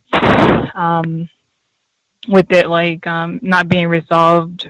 Really, like I changed seats, but I'm still next. Like I mentioned last week, I'm still kind of close to a coworker that was harassing me. And I told her if I could change seats again, but she said, like, because of how many that I documented, it would be kind of impossible for me to kind of get away from them all. So I just wanted some suggestions of what I should do or. Wow. I just want to be clear. You said, because this is something I've encouraged today, and I've said this previously about requesting a copy, a written copy, if there's going to be an investigation in any sort of activity. You had said before, you've updated us a few times that this has been ongoing. They haven't finished it yet. So when you went to ask them, what's up with the investigation, they said they could not share? Yes. Wow. And were they able to give any information, like as to where the investigation is, when they think all this will be concluded, what the final results, any info? No, she told me that I would not be able to know any information about it. And all she told me was that she spoke to these coworkers. And she said that she didn't mention my name, but she just, I guess, spoke to them about not harassing certain coworkers on the job. Wow, I absolutely can understand the dissatisfaction, and I think a number of folks, myself included, also said I can see in this situation it being difficult for this to be resolved in a manner that would work out well for you, because you were saying, I think from the very beginning, that this was white people, this was black people, this seemed to be just a collective effort in harassing you and making these bang bang noises and what have you, where I think myself and other people were saying that they thought it was unlikely that even if they aren't doing it in your face or they put you in a different part of the building, that this will probably just continue and could just be an even nastier environment. Since she made a report about it, and now they feel like, oh, she wouldn't try to tell on us, to try to get us in trouble or what have you.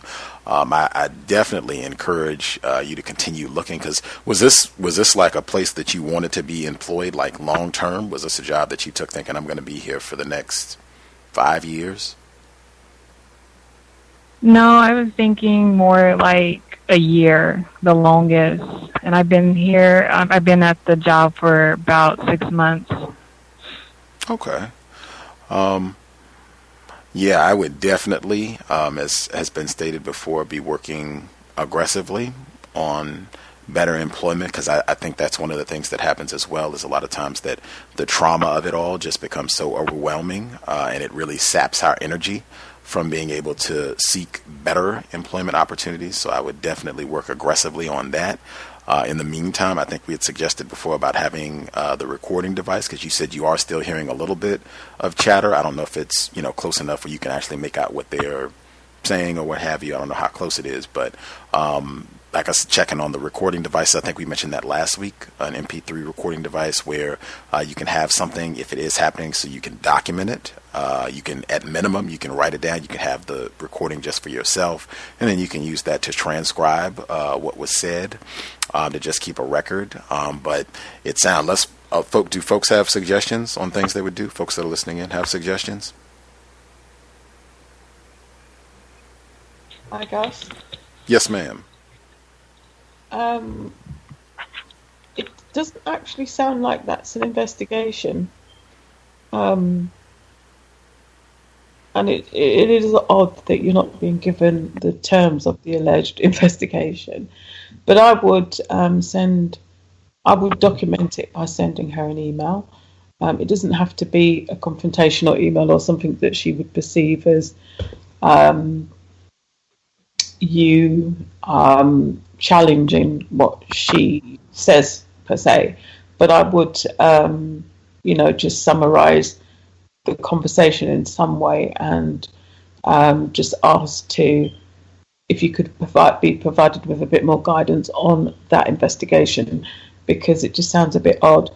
But that said, I think I agree with Gus in terms of looking for another job, because it doesn't sound like she's going to, or the organisation is going to do anything to resolve it. I was wondering if you could work on another floor, if you're saying that there are so many people that you've mentioned in the that are involved that it's difficult to find somewhere else to sit. So is there a way of you sitting on another floor or something? No, our department is in one area, so that's where I have to stay in.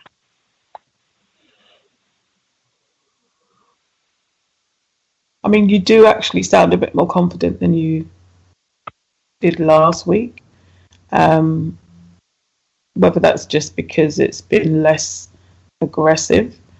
One thing that someone had told me, which worked for a while, and it probably would have still worked. I think it's just that I didn't need to do it anymore. But it's going to sound a bit strange, but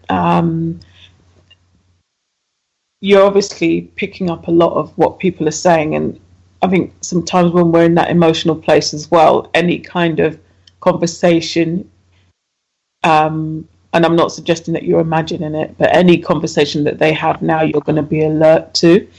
But I would, one thing that someone had said to me once was almost imagine that there is a shield between you and what's going on in the organisation. So it's something you imagine. You've literally got your own shield up as protection. And as strange as that might sound, it really did work for me, particularly when I had to go into really hostile meetings. It's almost like a way of just detaching yourself from the situation. Obviously, you're there, but it's just a way of mentally coping until you're in that bit of a stronger place. And I would agree with Gus that start looking for employment now while you're in a position you're strong enough emotionally to do that, because it really will drain you, especially if you've got a plan to have only been there for a year. While you're still in that place where you can put enough energy into finding a job, that would be my recommendation. Thank you. Did other folks have suggestions for dealing with the situation, this pseudo investigation and hostile coworkers? May I be heard? Yes, ma'am. Okay. Good evening to you, Gus, the host, and to all the callers and the listeners. I just want to say for this, because I think you said it best right there when you said this pseudo investigation. Because, I mean, how, like, the young lady, I hope she's still listening, but how she says, she asked the supervisor, and the supervisor says, oh, you will never know the outcome. Come on, I'm the one, I mean, you know, she's the one bringing the charge, if you will, that, you know, my coworkers are doing this, and we get something done about this, and yet you're going to tell her that, oh, you'll never know the outcome of this. So I am like you, Gus. As a matter of fact, I'm almost to the point to say that there is no investigation. Yeah, she went over there and probably talk to her, and I'll be honest, I hate to say this, but I just don't buy, oh, you know, I didn't mention your name. Yeah, right. I just don't buy that. My suggestion is update your resume and float it out there, because clearly this is a hostile working environment. Clearly they are not, she may have spoken to them, and so like she said that she's not hearing the bang bang no more or whatever it was. But, you know, for the most part, that sounds about it. That just sounds to me like there is no investigation going on. Because you know, for somebody to tell you you'll never know the outcome, so you're just telling me then you're not investigating this. You know, so my suggestion is update your resume and float it out there. You know, as best you can. Do your networking. Let people that you know that you're looking for. You know, that you're looking for a job. And you know, that's my suggestion, because just from listening to some of the things that you have read tonight, Gus, I mean, this stuff sounds like, I mean, Ken Steele gave his story about saying the man said, don't ask no questions. And I'm laying up here, I'm like, is this 2017 or is this 1860? You know, where, you know, particularly us, you know, you just come in and work. Don't ask no questions, you know. Don't ask no questions. Don't look me in the eye. You know, just work. Just work, you know. And you know, it's worse. You know, we got if you want to call him a new president, and the atmosphere is very charged and it's very negative. And then just one other thing I want to say, the person, I think you read it about the guy with the route sales, and it's just really something 2017, somebody writes it to you, write that story. I lived in Houston. This was between 1990 and 94. Worked with a young lady, and she talked about her brother who did route sales. And she said he was really good. He could, you know, convince the company, the stores that, you know, his product in how they would need other products.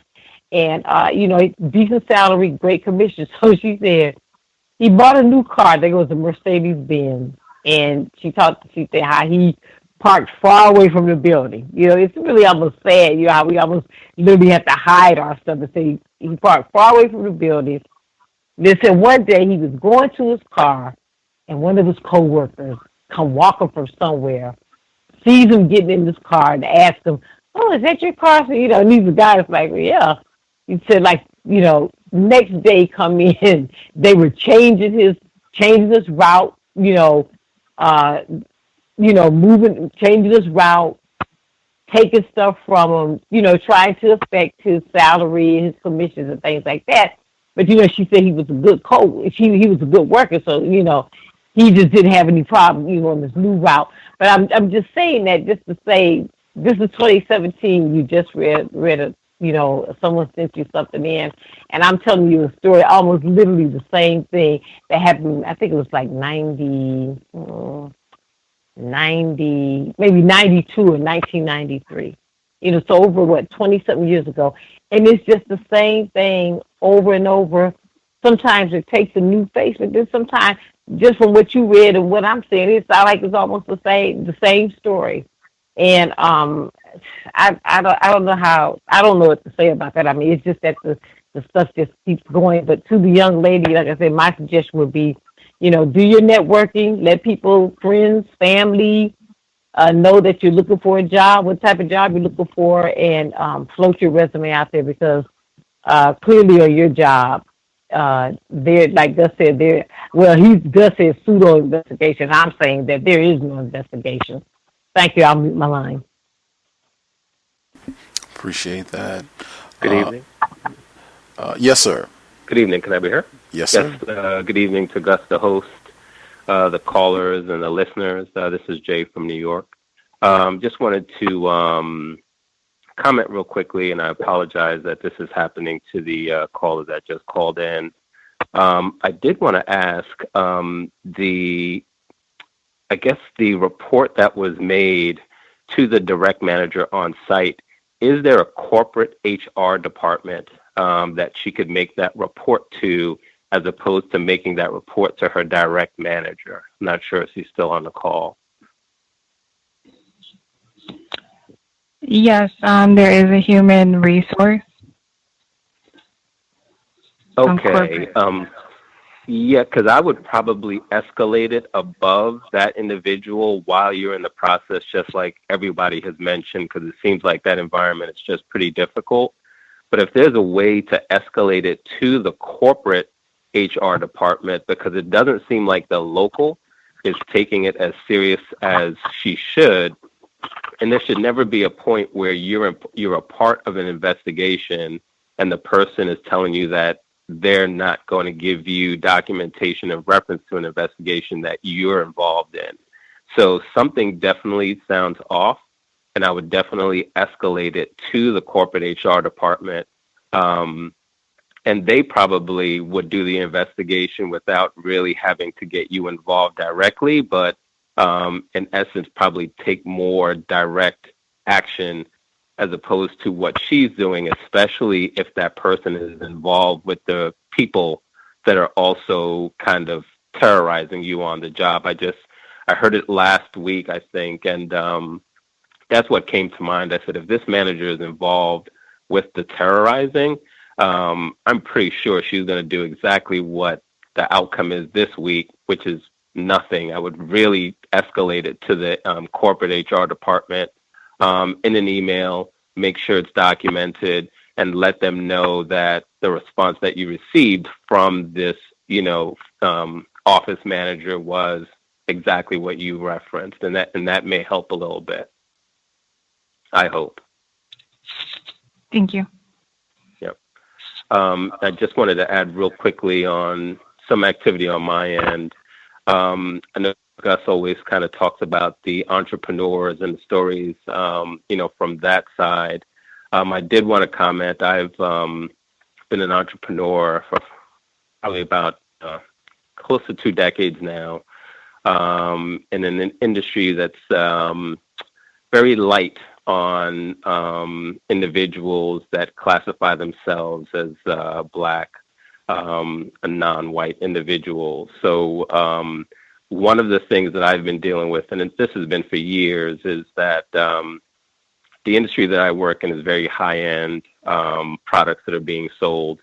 Unfortunately, margins that are made, and for entrepreneurs, everyone knows that margins is the way that you live. If you're not able to get good margins within the sales that you're making, you're basically just in business to just be doing transactions without really being able to profit any. The unfortunate part, as a non-white in this industry, and the majority of the people in this industry are individuals that classify themselves as white, quote-unquote, Jews. These individuals take care of one another. So if you're doing transactions with them and you're in that group, of course, the margins that they're going to give you are a lot lower. So as you're doing transactions, it works out well so that at the end you can profit.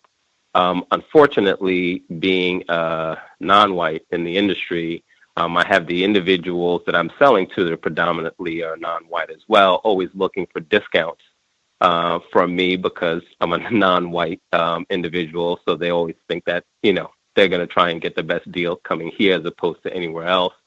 And then I'm being charged kind of the highest end in terms of the wholesale prices that I'm getting from the non-white, the white Jews, and also the non-white individuals that would classify themselves as Indian or, the other individuals in the marketplace. So just wanted to say, as an entrepreneur kind of going out there on your own, it's very difficult trying to find kind of any type of leverage point, because unfortunately we don't own a lot of manufacturing in any of the industries.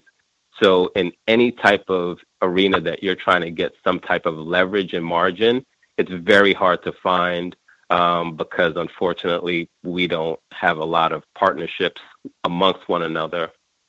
So when it comes to kind of really trying to do business and really get some good gains out of it, it's difficult. So just want to kind of add some 2 cents in from an entrepreneur side.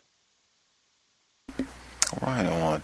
The people who are most to blame for the absence of those partnerships are racist man, racist woman, racist child. They are phenomenal at disrupting those attempted networking opportunities, partnerships, what have you, for black people directly and indirectly. Other folks, if they either had suggestions for our female caller who's dealing with her workplace situation, or if we have folks who had not shared their own workplace situation, feel free.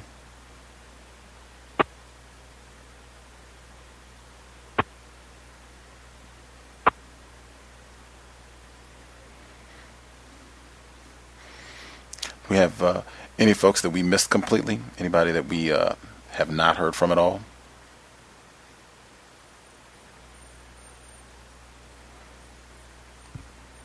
Okay, we'll assume we have not missed any hands. Does anybody have any other suggestions for our female caller? Gus, can I be heard? This is Jay from New York one more time. Yes, sir. Yes, one more suggestion for the female caller.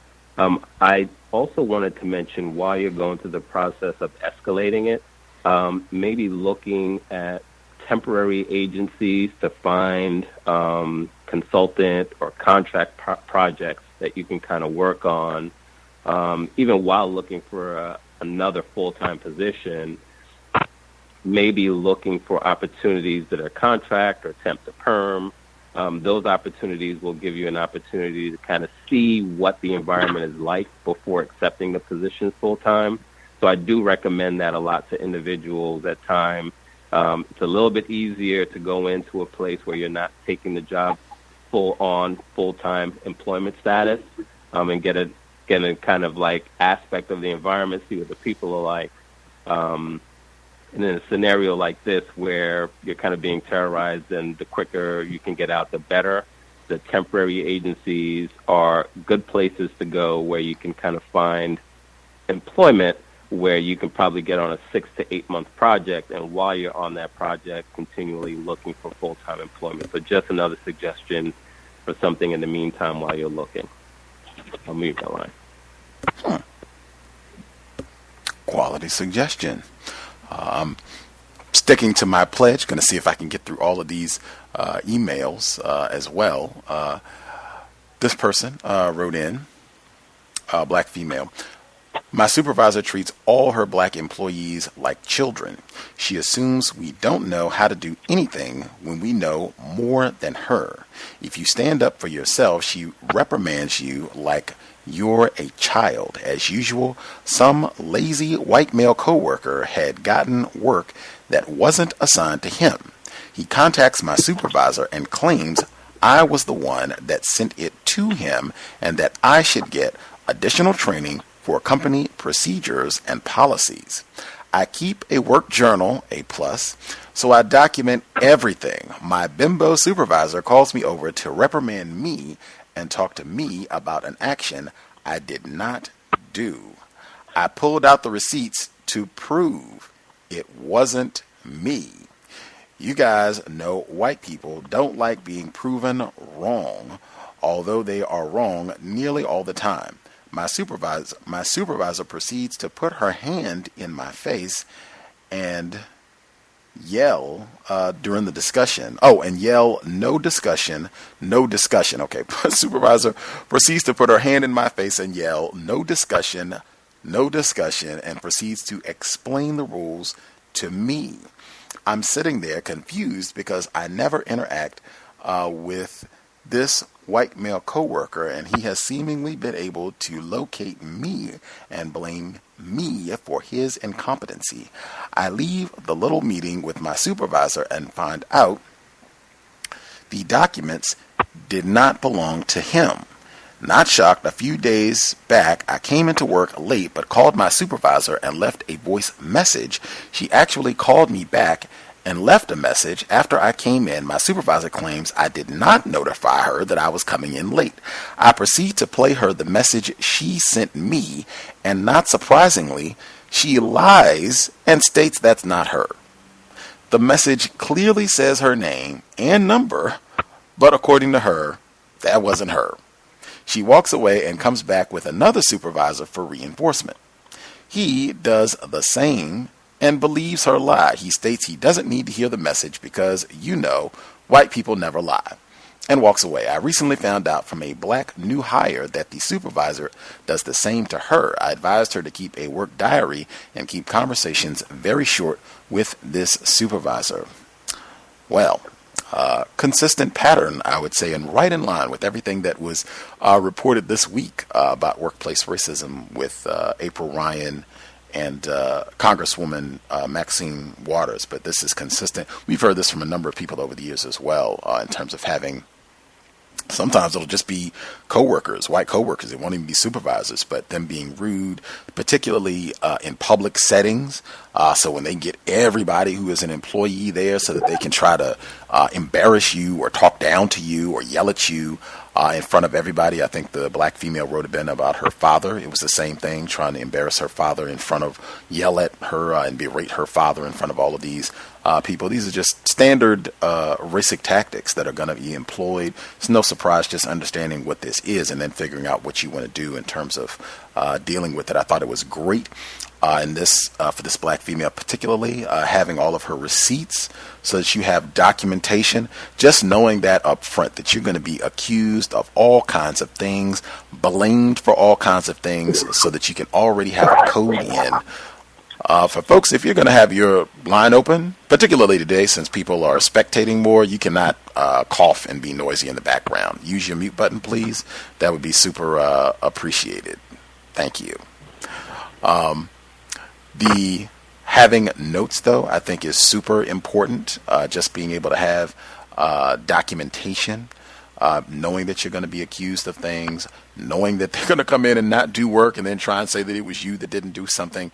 Just having all that information right there, easily accessible and organized. You can easily refute any of those claims, and having that workplace journal as well. It can really be handy. And I want to say, hey, I'm not saying this is going to make things perfect.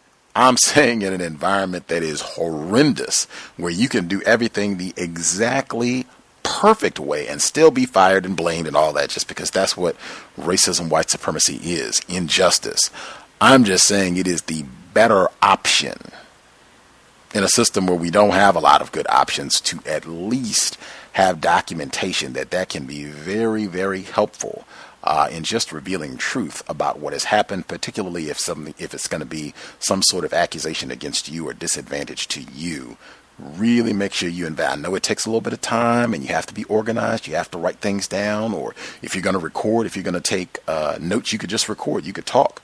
You could get the voice recorder and then use it to just record yourself talking. Just have audio notes for about 5 minutes. And then if you need written documentation, you can just have those audio files organized. You can go back, you can have a date, you can title them. And you'll have the date information, and you can put in a title so that you'll know what that note is about. Then if something happens, you can go back to the note, and then you can just take dictation so that you'll have, accurate written documentation if you need that moving forward. But you can take audio notes. It doesn't have to take a whole lot of time, but it can be very, very helpful. And really, this is a part of your self-defense on the job. Give out the number again, 641-715-3640, and the code is 564943#. Press *6 if you would like to participate. If folks have other commentary, I think we got all the people with a hand up. I'll keep an eye out. But if folks have additional commentary they would like to share, suggestions, or commentary based on some of the emails that we've heard, lines should be open. May I be heard? Yes, ma'am. Okay. Thank you again for taking my call. Just you reading what you just read made me think. As early today, I was sitting at my job, and I think Black people, we have got to know and understand, because the young lady said in what you just read that a coworker who, she said, called him lazy, he got some work that wasn't his, and then he goes to run into the white male, run to the white boss, basically saying she needs to be trained again. And so I don't know why earlier today I was just sitting at my job thinking of that, and it just made me think. I had another friend who she had worked for AT&T, and she was telling me a story about when she worked at this job, and it was something about a white girl that she worked with, and this I was living in Tuskegee at this time, so this was back in the 90s when she was late 90s, early 2000s. And she was telling me this story, and this involved her. She had lived in Georgia at the time, before then, so it was like the early 90s. And she said something about the white girl. She had to write a letter, and basically the white girl couldn't write the letter. So my friend said she helped her, write the one letter, And then I guess later on, she had to write another letter, so she come back to my friend, and my friend said she said, no, you have to do that now. She said, I helped you once. She told her, you got to do it, And then she was telling about how the girl came to work, how she's just, she didn't do anything to just like spruce herself up, And then my friend said one day she comes to work wearing a skirt and some stockings, and back when women were really wearing stockings. And she said next thing that, the word in the office was that this girl was being talked about being promoted to a supervisor. So I just want to throw that in. But what I really wanted to say was that, particularly if there's young people on the line who's like really new out here in the world, well, what I'm saying, in the workplace, just something else that you have to look out. And we have to realize this. Any white person that you work with can throw your career or your job into turmoil. I don't care. They can hire somebody to come in off the street, and little Becky can decide and go running to a supervisor and say, I saw blah, blah, blah, do this, and your job can be in trouble. Or your job, they can start looking at you, because any white person that comes off the street, she said this guy got work that wasn't his, goes to the supervisor and then tells the supervisor that she needs to be trained. She needs some more training. You see what I'm saying? And then she said her supervisor is getting on her case. So, and we have to understand, as Black people, we just have to understand that, they are wired like that. Unfortunately, we ain't wired. Maybe we should be wired like that too, to be able to fight them, but that they are wired like that. And I don't know, that just, like earlier today, I was sitting at, like I said, at my desk, and that just came to me, because any white person that you work with, can throw your job into turmoil, and even possibly have you fired by running to a supervisor who they will have access, because they're white, and be able to talk to them about things that you would never know, that they're talking to the supervisor about, things about you that you would never know. And that supervisor will act on it just because it's a white person. So I just want to throw that out, because when what you just read, that sounds exactly like, what I was thinking about earlier today. And that's just how devious and evil that they are. And with that, I will mute my line. Thank you for taking my call. Absolutely. While either from the email or our previous caller in Ohio, we've had, I'm remembering when Gwen Ragsdale was a guest on the program. She's actually been a guest on the program more than once. She and her husband, J. Justin Ragsdale, in Pennsylvania. They had the African Holocaust Museum in Pennsylvania, Philadelphia, Pennsylvania, to be specific. But when she was on most recently, we talked about her book, which explores the history of racism, and specifically looking at the relationship between Black females and white females, and she talked about her own situation from her work experience, and she talked about working with a white woman who, like you all both just described, was not qualified for the position that she had. Like, clearly did not have the education for this job, did not have, an abundance of, quality work experience that would be the equivalent of having some sort of education. Just, where did you find this person? Who made the decision to hire this person type, race soldier. Anyway, she went into detail where this, no count white woman, she had to help her do work and was pitching in to help her get things done, and just could not believe how incompetent this white woman is. And then she gets moved on up and gets, this highfalutin job and what have you, and is prancing around making all this money like she's somebody. And I mean, that has happened over and over and over. I know Mr. Fuller has talked about it being more difficult for racists to do that sort of thing now. But that long history of that in the system of racism, white supremacy, which in my view shows white people are not that ignorant if they can, consistently for years, for generations, consistently put their ignorant sons, grandsons, granddaughters, nieces in these positions on jobs. That is what domination looks like. Other folks have commentary they wanted to share?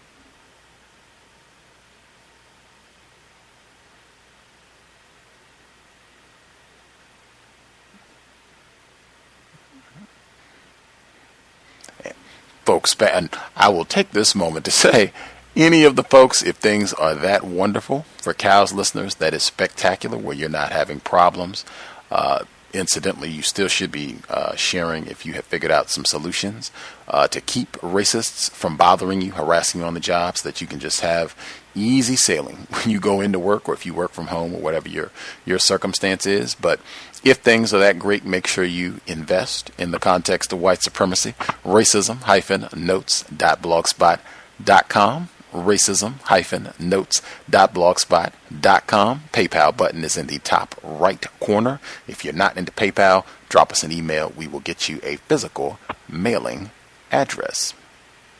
For sure, although I seriously doubt things are that wonderful for black folks listening in to this broadcast or any other broadcast, I will just again prompt, this particular broadcast is not for spectators. There should not be folks just listening in who do not share, and I'm just hanging out. I don't have any suggestions and haven't seen any racism, haven't experienced any racism either. White folks do right by me on the job. I just do not believe that could be the case.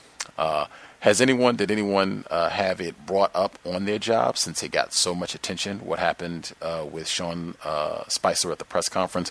Did that come up on anyone's job about the hashtag trending black women at work, or just racism on the job in general, since that garnered so much attention this week?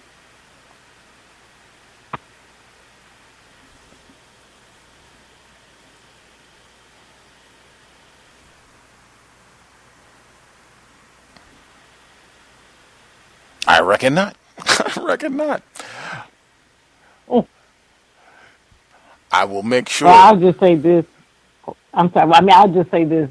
Well, at my job, no, it didn't come up. For what I'm doing now, it didn't come up. And, I'm really kind of glad, because these are the type of things that I don't ever want to talk about, at work. I avoid, talking about politics and all that stuff like that, because things are so volatile, and for me, I'm an older woman, and, when I was much younger, I've been fired from jobs and stuff like that, so I like to still work.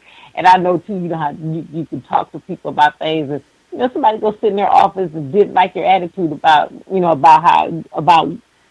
whatever the situation may be, and, then your job or career can be kind of thrown in turmoil because of that, because, oh my gosh, she doesn't like President Trump.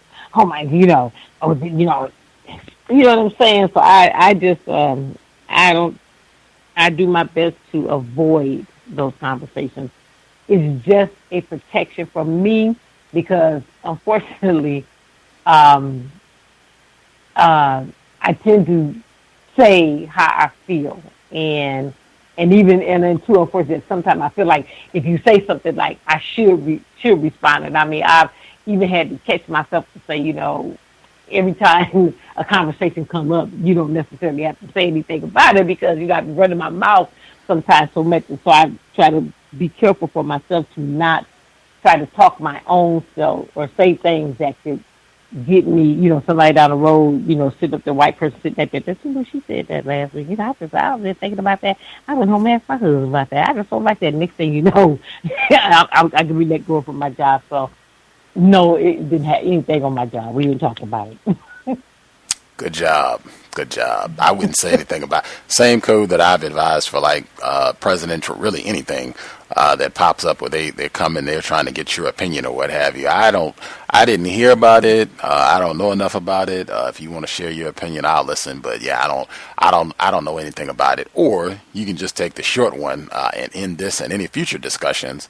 Oh, I don't talk about politics on the job. And that sounds like that's, something political. Yeah, because she was talking to April Ryan. She was talking to the press secretary. So, yeah, I don't talk about press on the job, politics on the job, and just leave it at that. I think that will work. At the most, they might get a little frustrated, and you can just, I've seen where this can cause problems, and I'm just here to get along with everybody, maintain quality relationships. So I just don't even talk about this stuff on the job. Let's get back to work, ladies and gentlemen.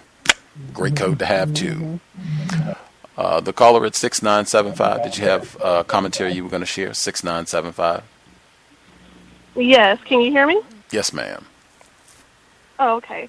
Hi, Gus and C.O.W.S listeners. I'm Nikki from Dallas. I just want to thank the C.O.W.S for helping me to get on code and stay on code. I'm a first-time caller, long-time listener. Right now I'm listening to Medical Apartheid, which is very interesting. I've been on my plantation for a little over 3 years. I work for a major film distribution company, and I was initially hired under the Child Company, which we distribute small art house type films. I was hired to do the collections and numbers reporting. When I initially started, I didn't realize that no one had been working the accounts for about a year. They had receivables that were over 1,000, days old. Over my course of working there, I finally managed to get it under 300 days. Recently, one of my coworkers, who's a black female, she's been working there for about 15 years. She was tired of the racism and tired of them picking on her, so she just literally quit. So instead of them hiring someone to take over her job functions, they gave me her job functions on top of mine, but then decided to distribute some of my workload by branches. So instead of me doing all of the United States, I have a certain area that I work on now. Over the course of having meetings and stuff, I realized that when I was hired, this is supposed to be a 2-person job and not a 1-person job. So I've been busting my butt for like 3 years, hustling and complaining about the workload when they were supposed to actually have 2 people doing it. I was really, really upset about that. What else can I say? Oh, so now that I'm working with the parent company, I'm under a new supervisor. And I literally get, I would say, about 15 to 20 emails a day from her asking me, where is this? Why is this not done? Why is this not done? And it's, has caused me a lot of heartache and a lot of stressful days coming home. But now they want me to start getting into this instant message thing.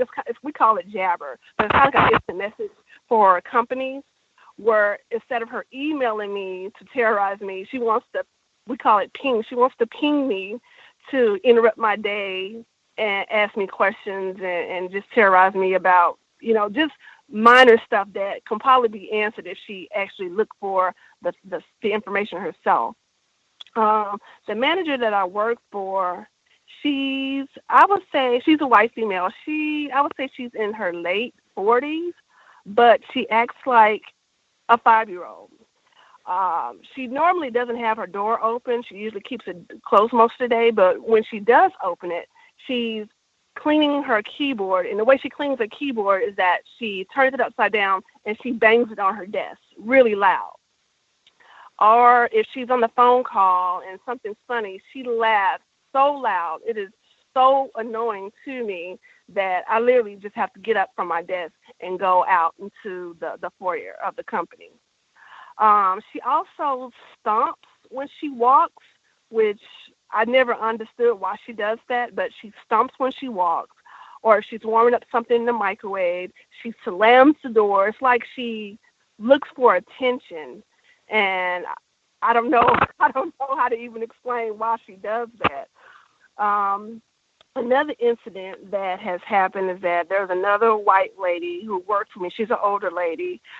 We were getting low on paper towels, and she told me that I needed to use coffee filters to cover my food up instead of using the paper towels that we had in the office until someone was able to order more paper towels. And that's all I have to say, and I will mute my line. Thank you.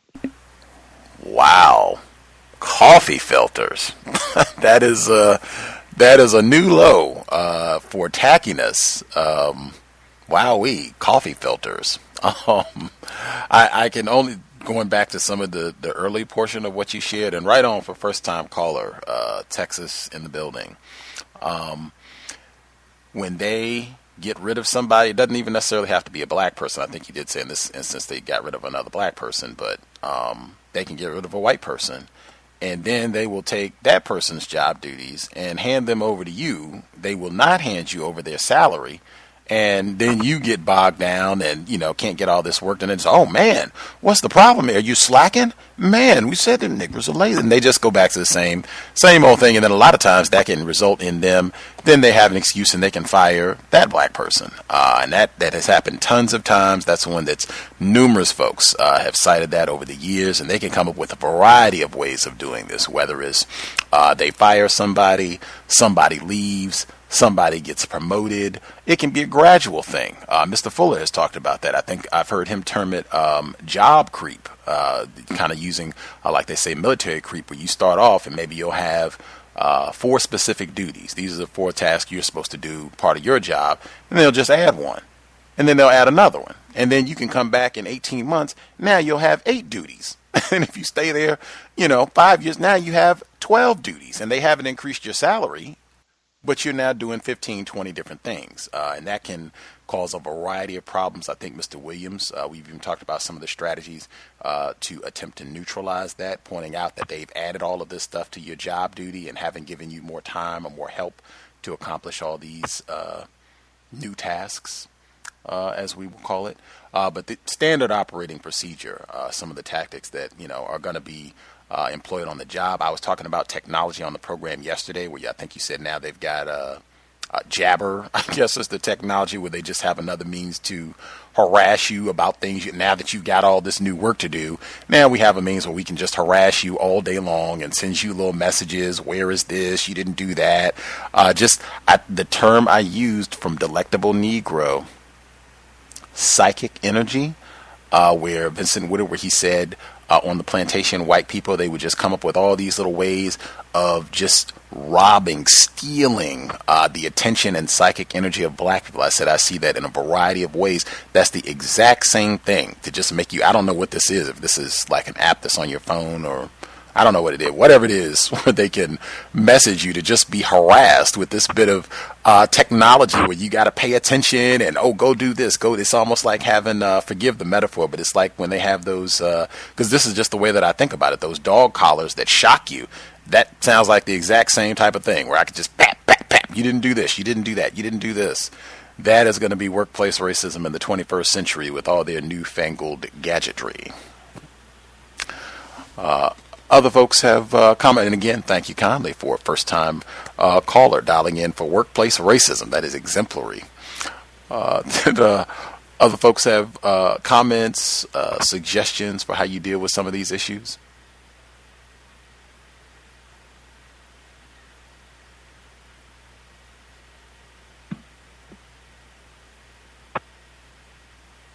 I guess, can I say something? Oh, for sure. Yes, sir.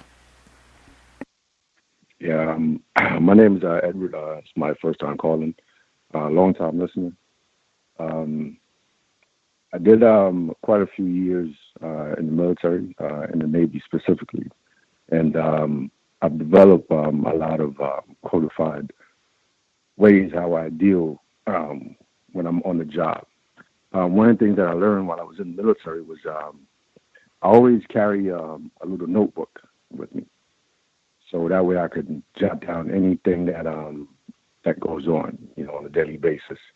So I kind of carry that over with me now that I work at a power plant. And the plant that I work at, it's not a it's a big plant, but the there's only like 20 people that works there. When I first got to the job, there was only one other non-white person that was working at the job.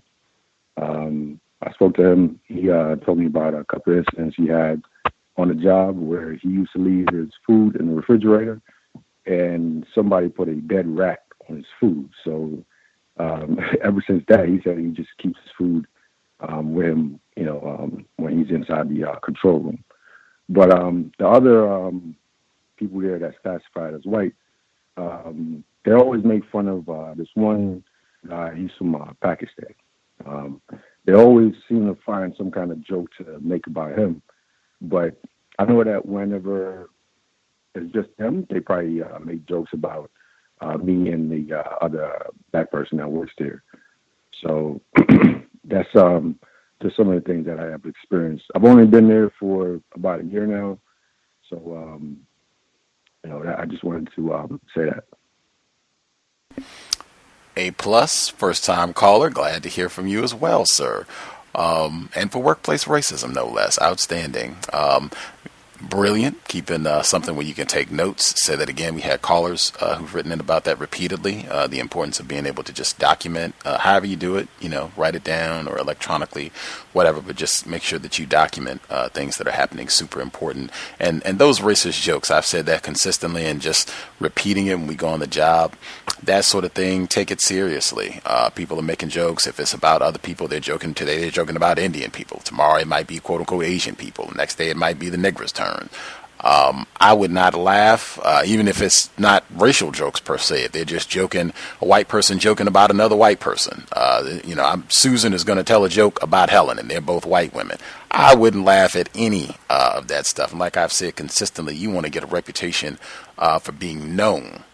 Hey, Gus does not get down with that sort of quote-unquote comedy. He is not going to sit around and laugh with you about other coworkers or other people, period. He is not into that at all. Don't even get started. I think Mr. Williams, that's one of his response, Mr. Edward Williams, who wrote the workbook, textbook for victims of racism, how victims of racism can support and defend the United States Constitution, which is all about workplace racism. But he said they're just cutting that stuff off at the very beginning. As soon as they start up with anything, it sounds like it's going to be some sort of tacky commentary or what have you. Hey, I don't participate in anything like that, and start walking. Leave it at that. Great to get a reputation for being known for that. Other folks have commentary that they wanted to share. Gus, can I add one more thing? For sure. Yeah, when I first got to the job, I let it be known that I do not celebrate any holidays. I don't care what it is, so I kind of put that out there on Front Street. And also, one thing that I do notice is, I took this from when I was in the military also. I give a person zero opportunity to, quote unquote, disrespect me or color me in a wrong way. I try my best to limit that to not one time, but 0 time.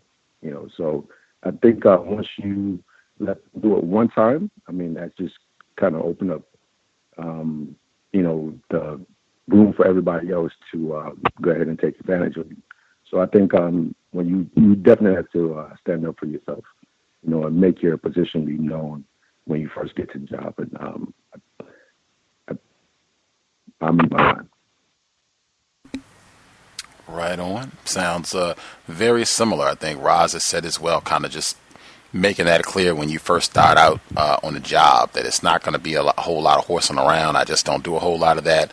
I'm just here to work. I'm not here to participate in that. Letting people know from the beginning that you don't celebrate holidays, that can be huge. We just got through all the holiday season. Oh, man, you can preempt a whole lot of things. Like, oh, nope, I don't do Christmas parties. I don't do Halloween. No, I'm not dressing up. I think we had a person called in last week. They were doing, I think it was like Employee Appreciation Week or something. They were supposed to dress up like super. You can preempt all of that. I don't celebrate anything. Birthdays, nothing. That might be very successful in neutralizing a whole lot of the tackiness for people that are starting a job. Obviously, it'll be a little different if you're already on a job and, have been doing that. But if you get an opportunity to start out fresh, being codified, might be a great way to go. It might save you a whole lot of headache down the future.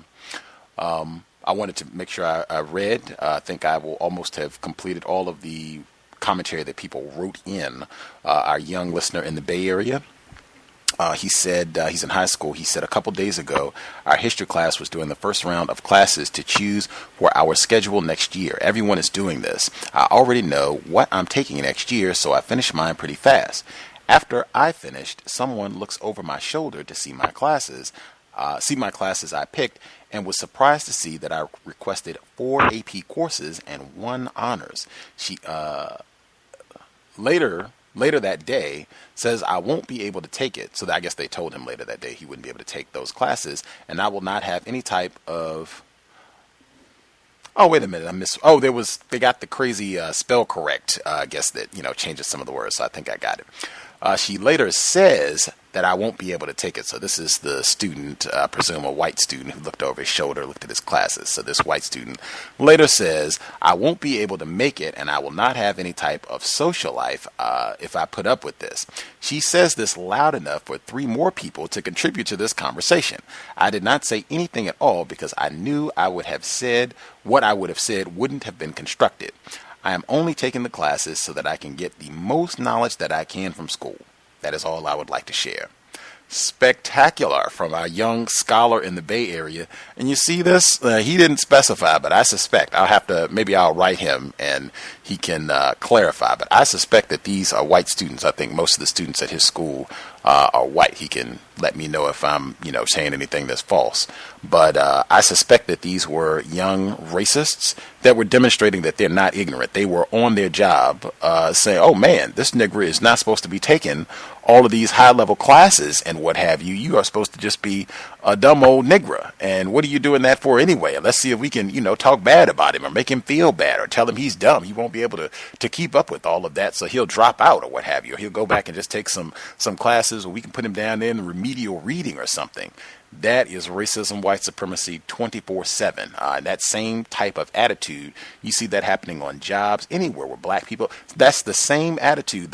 Multiple people today that have called in that have said when they were being competent on their job and making money, our caller in Wisconsin who said her brother, he was making a lot of money on sales, and white people looked at it and said, oh my, he's being successful. Let's mess him up. Let's take some of his routes back so he can't do that. That is the exact same sort of racist, terroristic mentality that you see demonstrated all age levels worldwide. I will stop there. Other folks have commentary that they wanted to get in?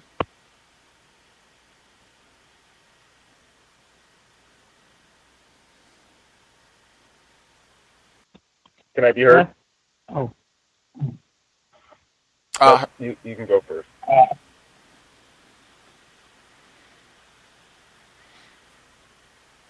Well, folks are being indecisive. I will decide. Mr. Steele. No, I'm sorry. No, they can go. I'm sorry. No, you can go first. Go ahead. No, I was just really going to be a filler since whether anybody said anything. And, let me just say this since I'm here, and I just thank you, Gus, for what you said about, to the young student, and that we have to know and understand that this, what we see in white people that we deal with here is worldwide. And I remember, I guess about a month ago, Emmy was on, and she was telling the story about something going on in one of her classes, and she said it was white people because, they always got to be the best. They always have to have everything. They just got to be it. They're the victims of everything. They've got to be it. And because of that, it's like they live in their lower selves where they will always be. And we have to understand that and recognize that they will sabotage, lie, do whatever it takes to be, the best, to be number one. Like we talked about the story with the route sales, the story with the person that comes into the office and the white guy. Oh, she needs new training. Who is he to tell the supervisor that one of his coworkers need to be trained? So, and I'm just saying that in the workforce, that's everywhere, but definitely in the workforce, we have to understand that because I remember Dr. Rice Sion said, we work to live as opposed to them who live to work, and they can just wreak havoc in our lives. Thank you, and I'll mute my line.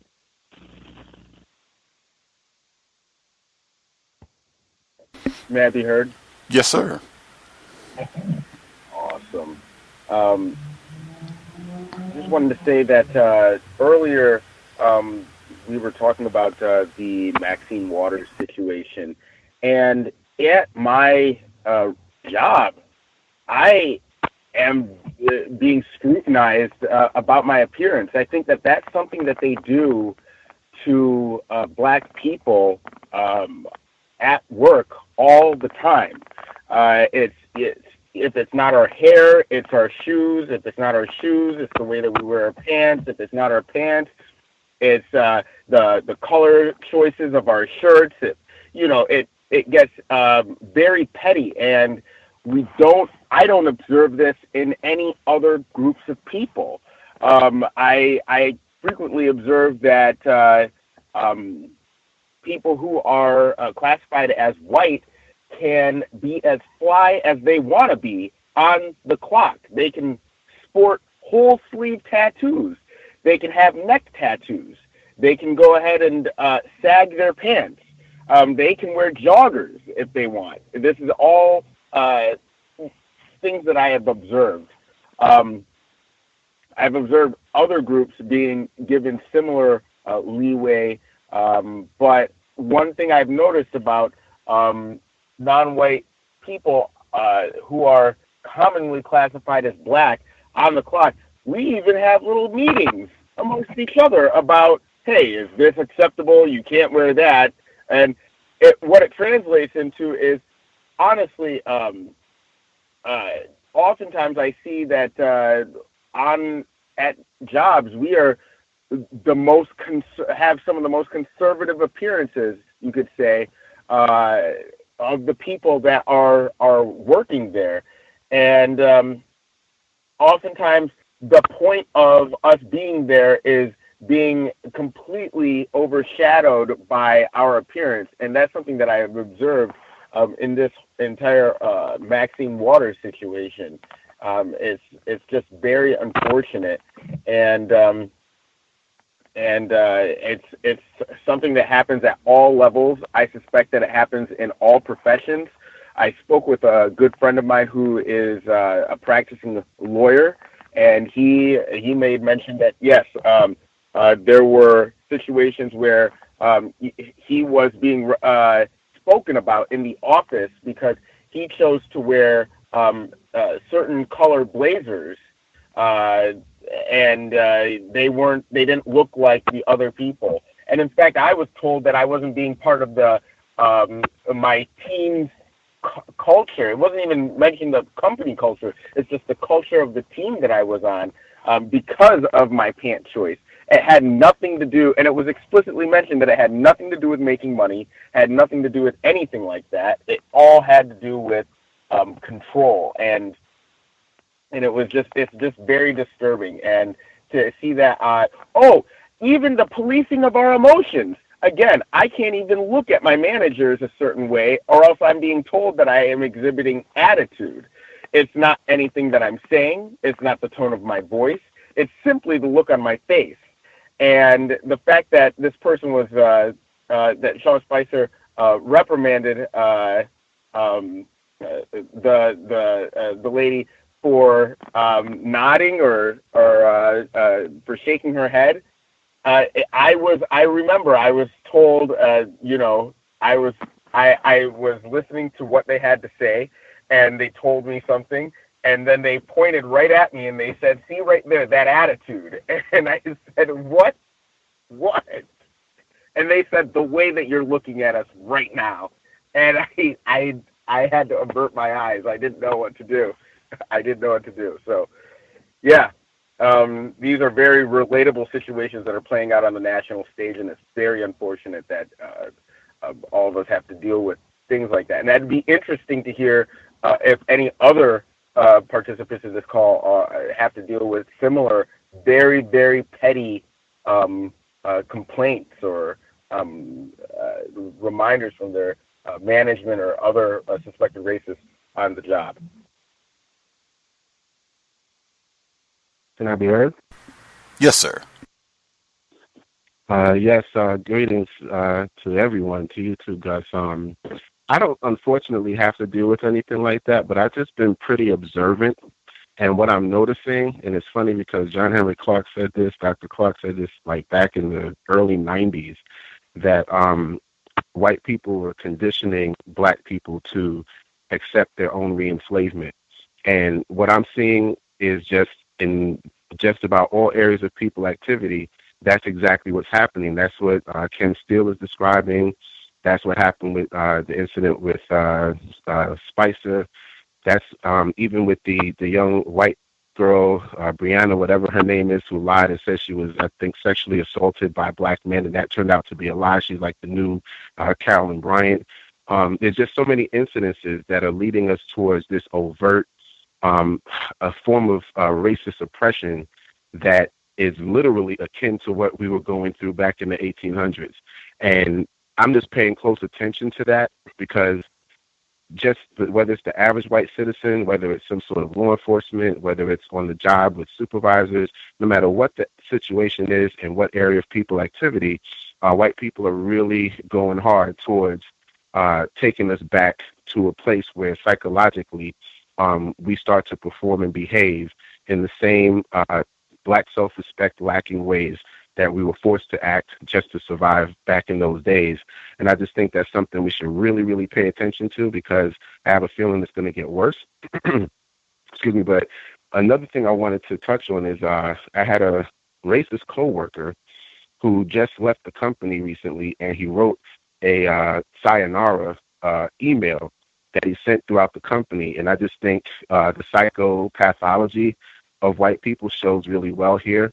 And I just wanted to know, Gus, if it was okay if I read this brief letter from him, this email from him, so people can kind of see what I'm speaking of. Let's hear it. Okay. It says, hello all. This email may come as a surprise to some and a cause for celebration for others. However, today will be my last day with the company. Though it is bittersweet, there comes a time one has to move on, and this, my friends, is one of those times. However, I want to leave you all with some thoughts I have, and if I may speak candidly for a moment, because I think it's highly important. The company has taught me a lot about myself, the insurance world, and the member experience. Also, I've met some amazing people here at the company, and for some of you, I will cherish those relationships for a long time. To all of my dear friends, I say never give up on your dreams, keep fighting for what's right, and speak the truth. In the end, many will tell you you're wrong, but fight for what is right. Press on. Many will tell you conform and fall in line, but please don't. Play politics for a time if you must, but in the end, always return and fight for equality and truth. I admire all of you for fighting for the company members and always treating their issues as if they were your own. More importantly, please don't stop fighting for yourselves. Stay the course. Finally, whether we lean left or right on the political spectrum, I hope we can all agree that recent events and the current administration are less than ideal. However, in the end, I still believe there is hope and that our country will learn a lot through these experiences. Additionally, we will take away quite a bit as individuals and realize the kind of people we don't want to be, thus leading us to make the country we should be. We won big this past week with the American Health Care Act being thrown out because it was an absurd piece of legislation. This is just a small example of what happens when the people make their voices heard. Never stop fighting for truth, equality, and never stop fighting for yourselves. I want you to leave I want to leave something with you that has always cheered me up when I'm down. It's Shakespeare Sonnet 30. When I read this, it will always remind me of my time at the company and all the great people I met. And I'm not going to read the sonnet from Shakespeare, but ultimately, everything he's saying, as far as fighting for your rights, he's talking to white people, because black people, when we fight for anything, we get fired. And I looked at this email and I was like, I couldn't imagine how many countless non-white people and black people on this job are going to look at this racist and think he's a nice guy and he's a good guy. And I'm just looking at everything he wrote in the context of white supremacy, and I'm like, he's talking to white people. And the whole concept of fighting for equality and truth and all of this stuff, when white people are the living embodiment of lies, deception, terrorism, murder, just every negative thing you can think of. They're just like evil incarnate.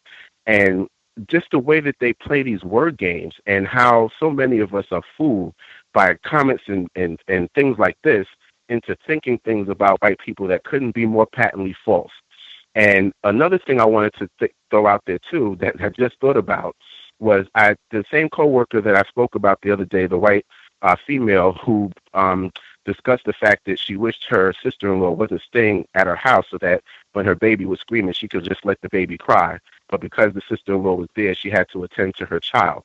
And yesterday, of course, they don't love their own children anyway, but yesterday, her filthy husband comes on the job during her lunch break and brings the little rat with him.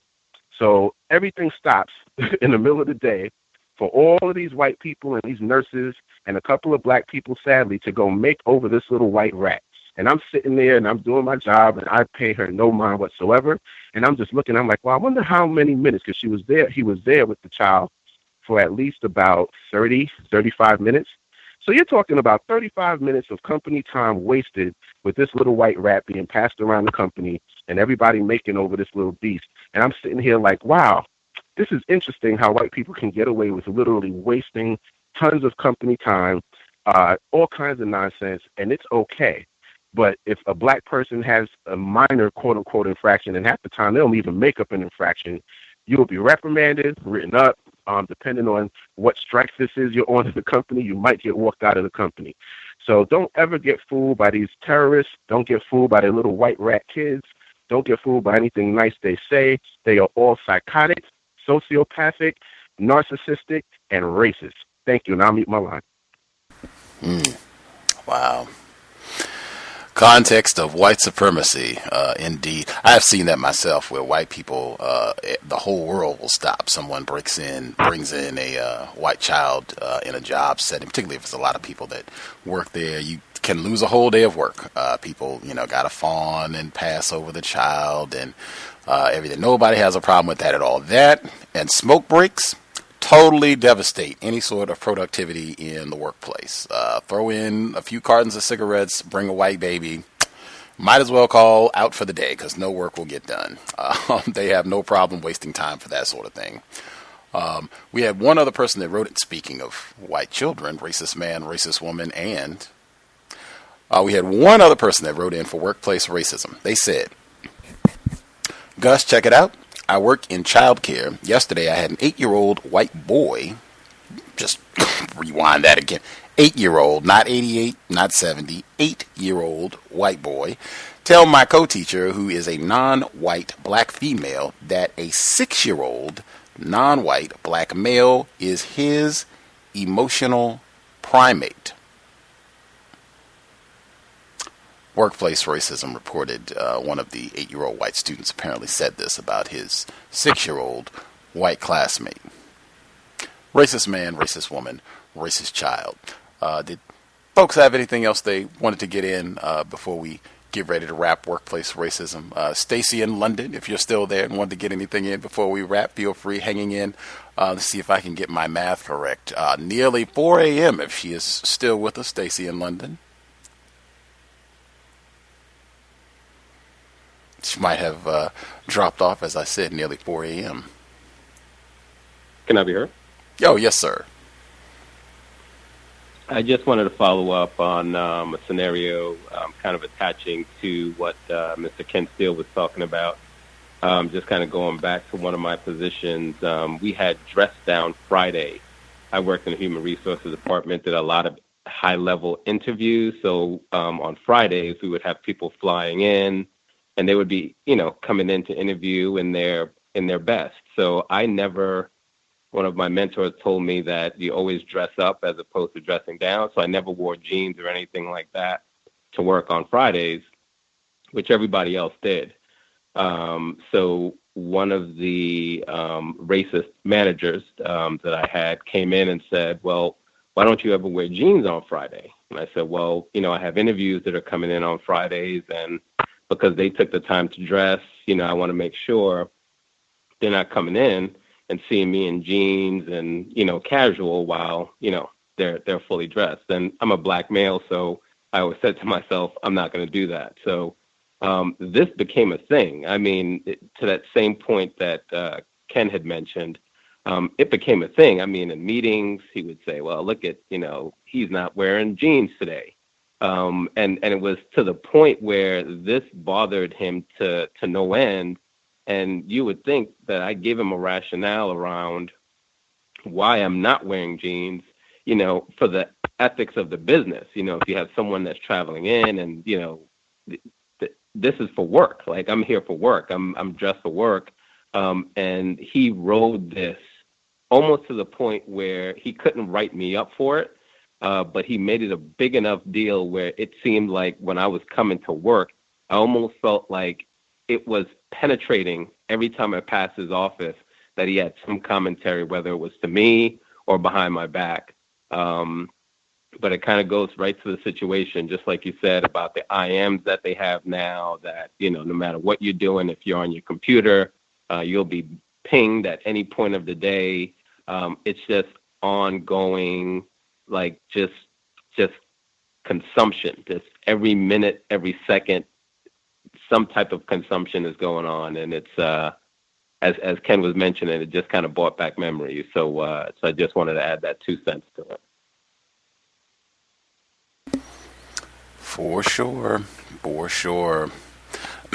Incidentally, I would say if it's anything that is a wardrobe issue on the job, I would really make sure that you review policy and procedure, which I again have encouraged folks to make sure you do that anyway, ideally at the beginning when you start out at a new job or what have you, so you know exactly what it is. But I would check that. So if it even sounds like somebody is suggesting, or oh my goodness, you're not wearing jeans today, or what are you wearing there, or what's on anything like that, is it anything incorrect about what I'm wearing? Is this in violation of policy and procedure?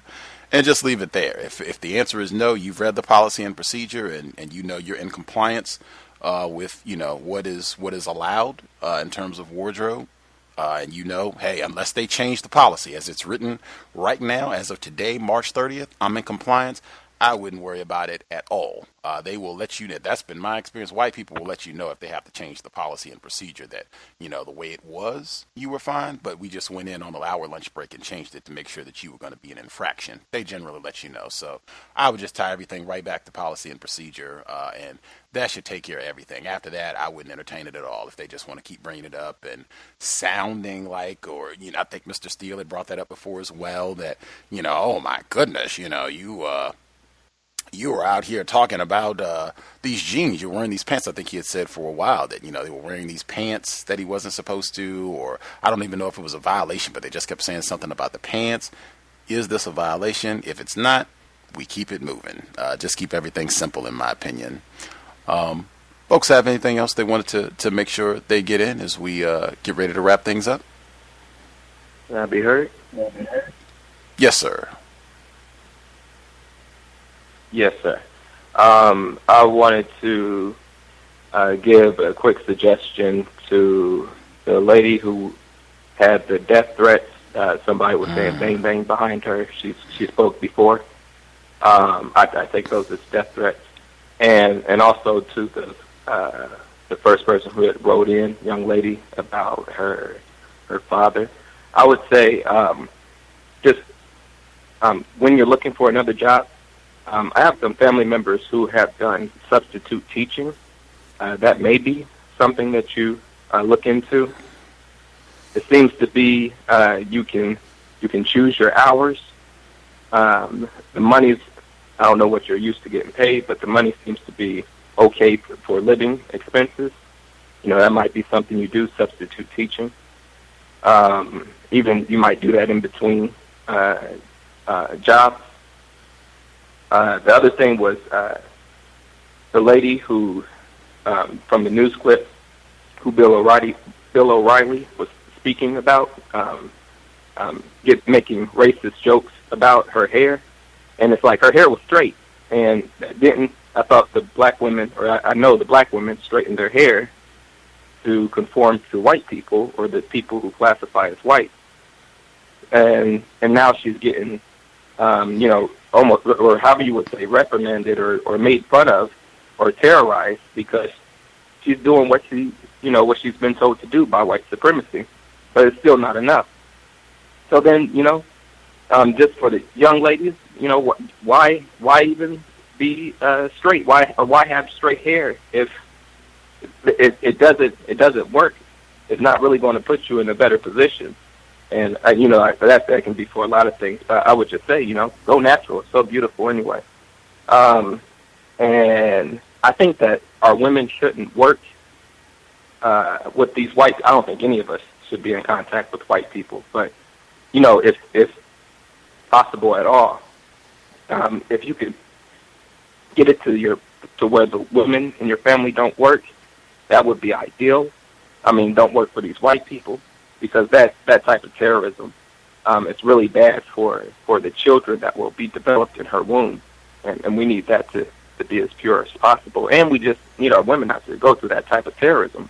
I think it's the men's job to deal with war. Well, it's all of our job, but it's the men's job ultimately to finish and conclude this.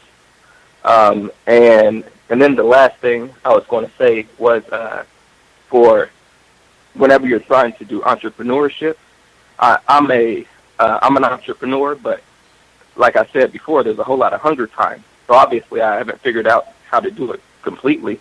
But what I've seen in the field that I'm in, I'm in real estate agency, and I've seen what works well is one person. So the ones that work the best are the husband and wife teams. One person will have the 9-to-5 job, and the other person will be in the real estate, which is the entrepreneurial job. And so that might be something that works out for us as we're bringing our women out of the workforce.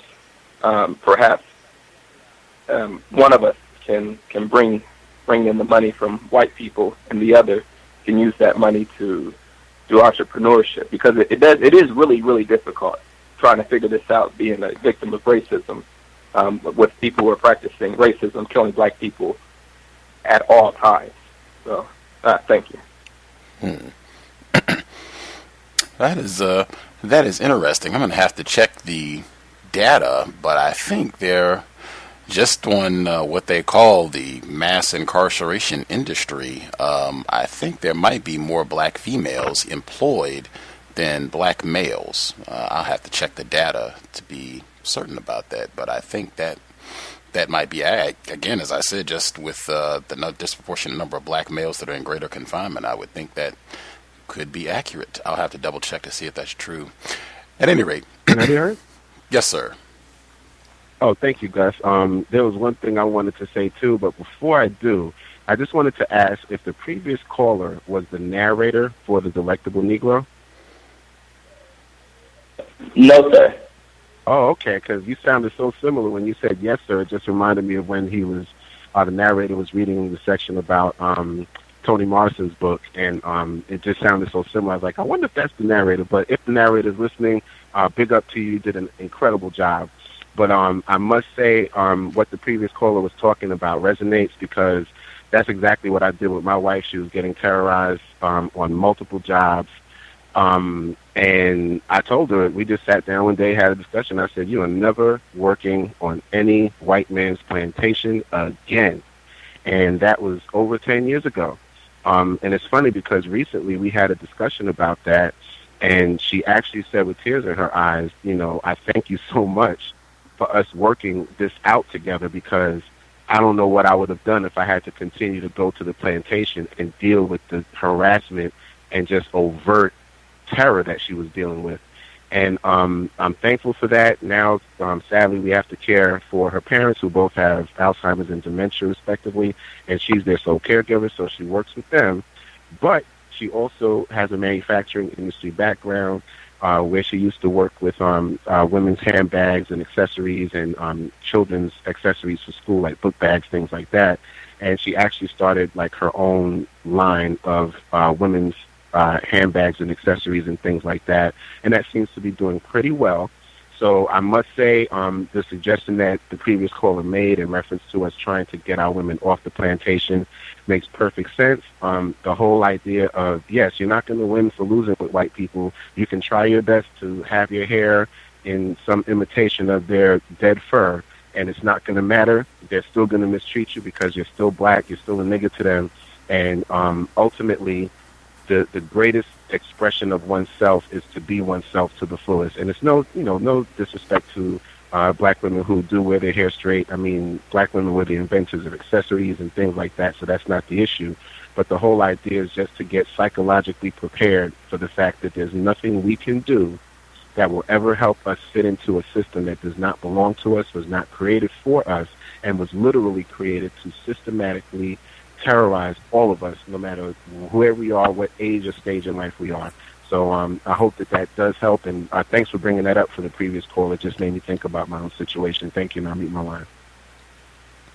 For sure. With that, we will be here tomorrow. We will be starting a brand new book study session on Coretta Scott King's autobiography. Obviously, she passed away in 2006, the husband of Dr. Martin Luther King Jr. Book just came out earlier this year. I think it's only been about 2 months since it was released. Got rave reviews. It was co-authored, even though it just came out. Coretta Scott King, she worked closely with the author, the Reverend Dr. Barbara Reynolds. She's a black journalist, and they worked together, I guess, for a number of years, putting this volume together, and it just took a while to get the book published. But it came out this year, and we're starting it tomorrow. My Life, My Love, My Legacy. Coretta Scott King, 8 p.m. Eastern, 5 p.m. Pacific. If folks have commentary they would like to share, questions related to workplace racism, if you can't find something in the archives, you just have suggestions, commentary on what was shared on the broadcast, you can feel free to drop an email, and we'll share those coming up next week as we do each week. Email again, untiljustice@gmail.com. That said, we'll be back tomorrow. We'll also be here on Saturday for the compensatory call-in at normal time for that broadcast, 9 p.m. Eastern, 8 p.m. Central, and 6 p.m. Pacific. Thanks to all the folks who dialed in. Thanks to all the folks who wrote in. I hope it was a constructive investment of your Thursday evening. Thanks to the first-time callers as well. Great to hear from folks listening, not being spectators, dialing in to share some of their thoughts and observations. I will again encourage, make sure you're documenting, keep that workplace journal, be serious, recognize we are behind enemy lines, and for sure, make sure you keep your wits. Repeating what April Hawaiian said, very important. You gotta expect, we have to expect. Going back, I can go back to the beginning of this year, 2017, speaking with Mr. Fuller, and this is about housing situation and racism, but he was the same rule applied.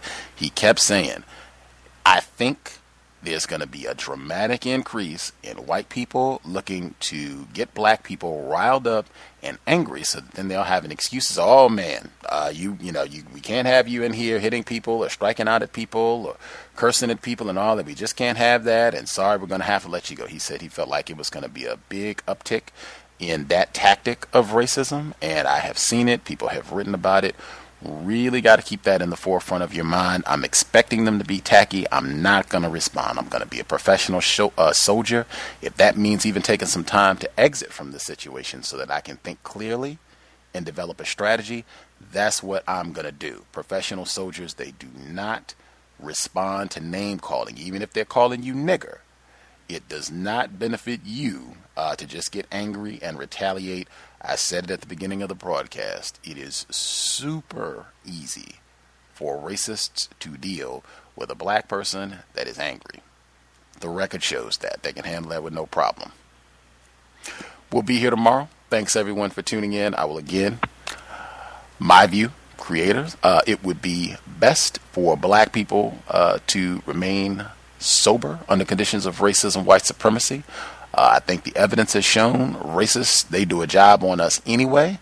I don't think us being intoxicated, whether it's alcohol, tobacco, cannabis, any other narcotics that racists crank out between now and whenever this broadcast gets uploaded, being under the influence of those substances has not helped us to solve this problem. If anything, there's a lot of evidence that would show frequently when we're intoxicated, it just makes it way easier for the Darren Wilsons and Daniel Holtzclaws of the world to terrorize us. And that's a white person with or without a badge. I think it would be in our best interest. I think Dr. Welsing, I think Dr. Cambon, I think Mr. Fuller, and a number of other black people, I think they would recommend sobriety might be the best way to go. Let's take care of our brain computer so that we can come up with concepts to solve the problem.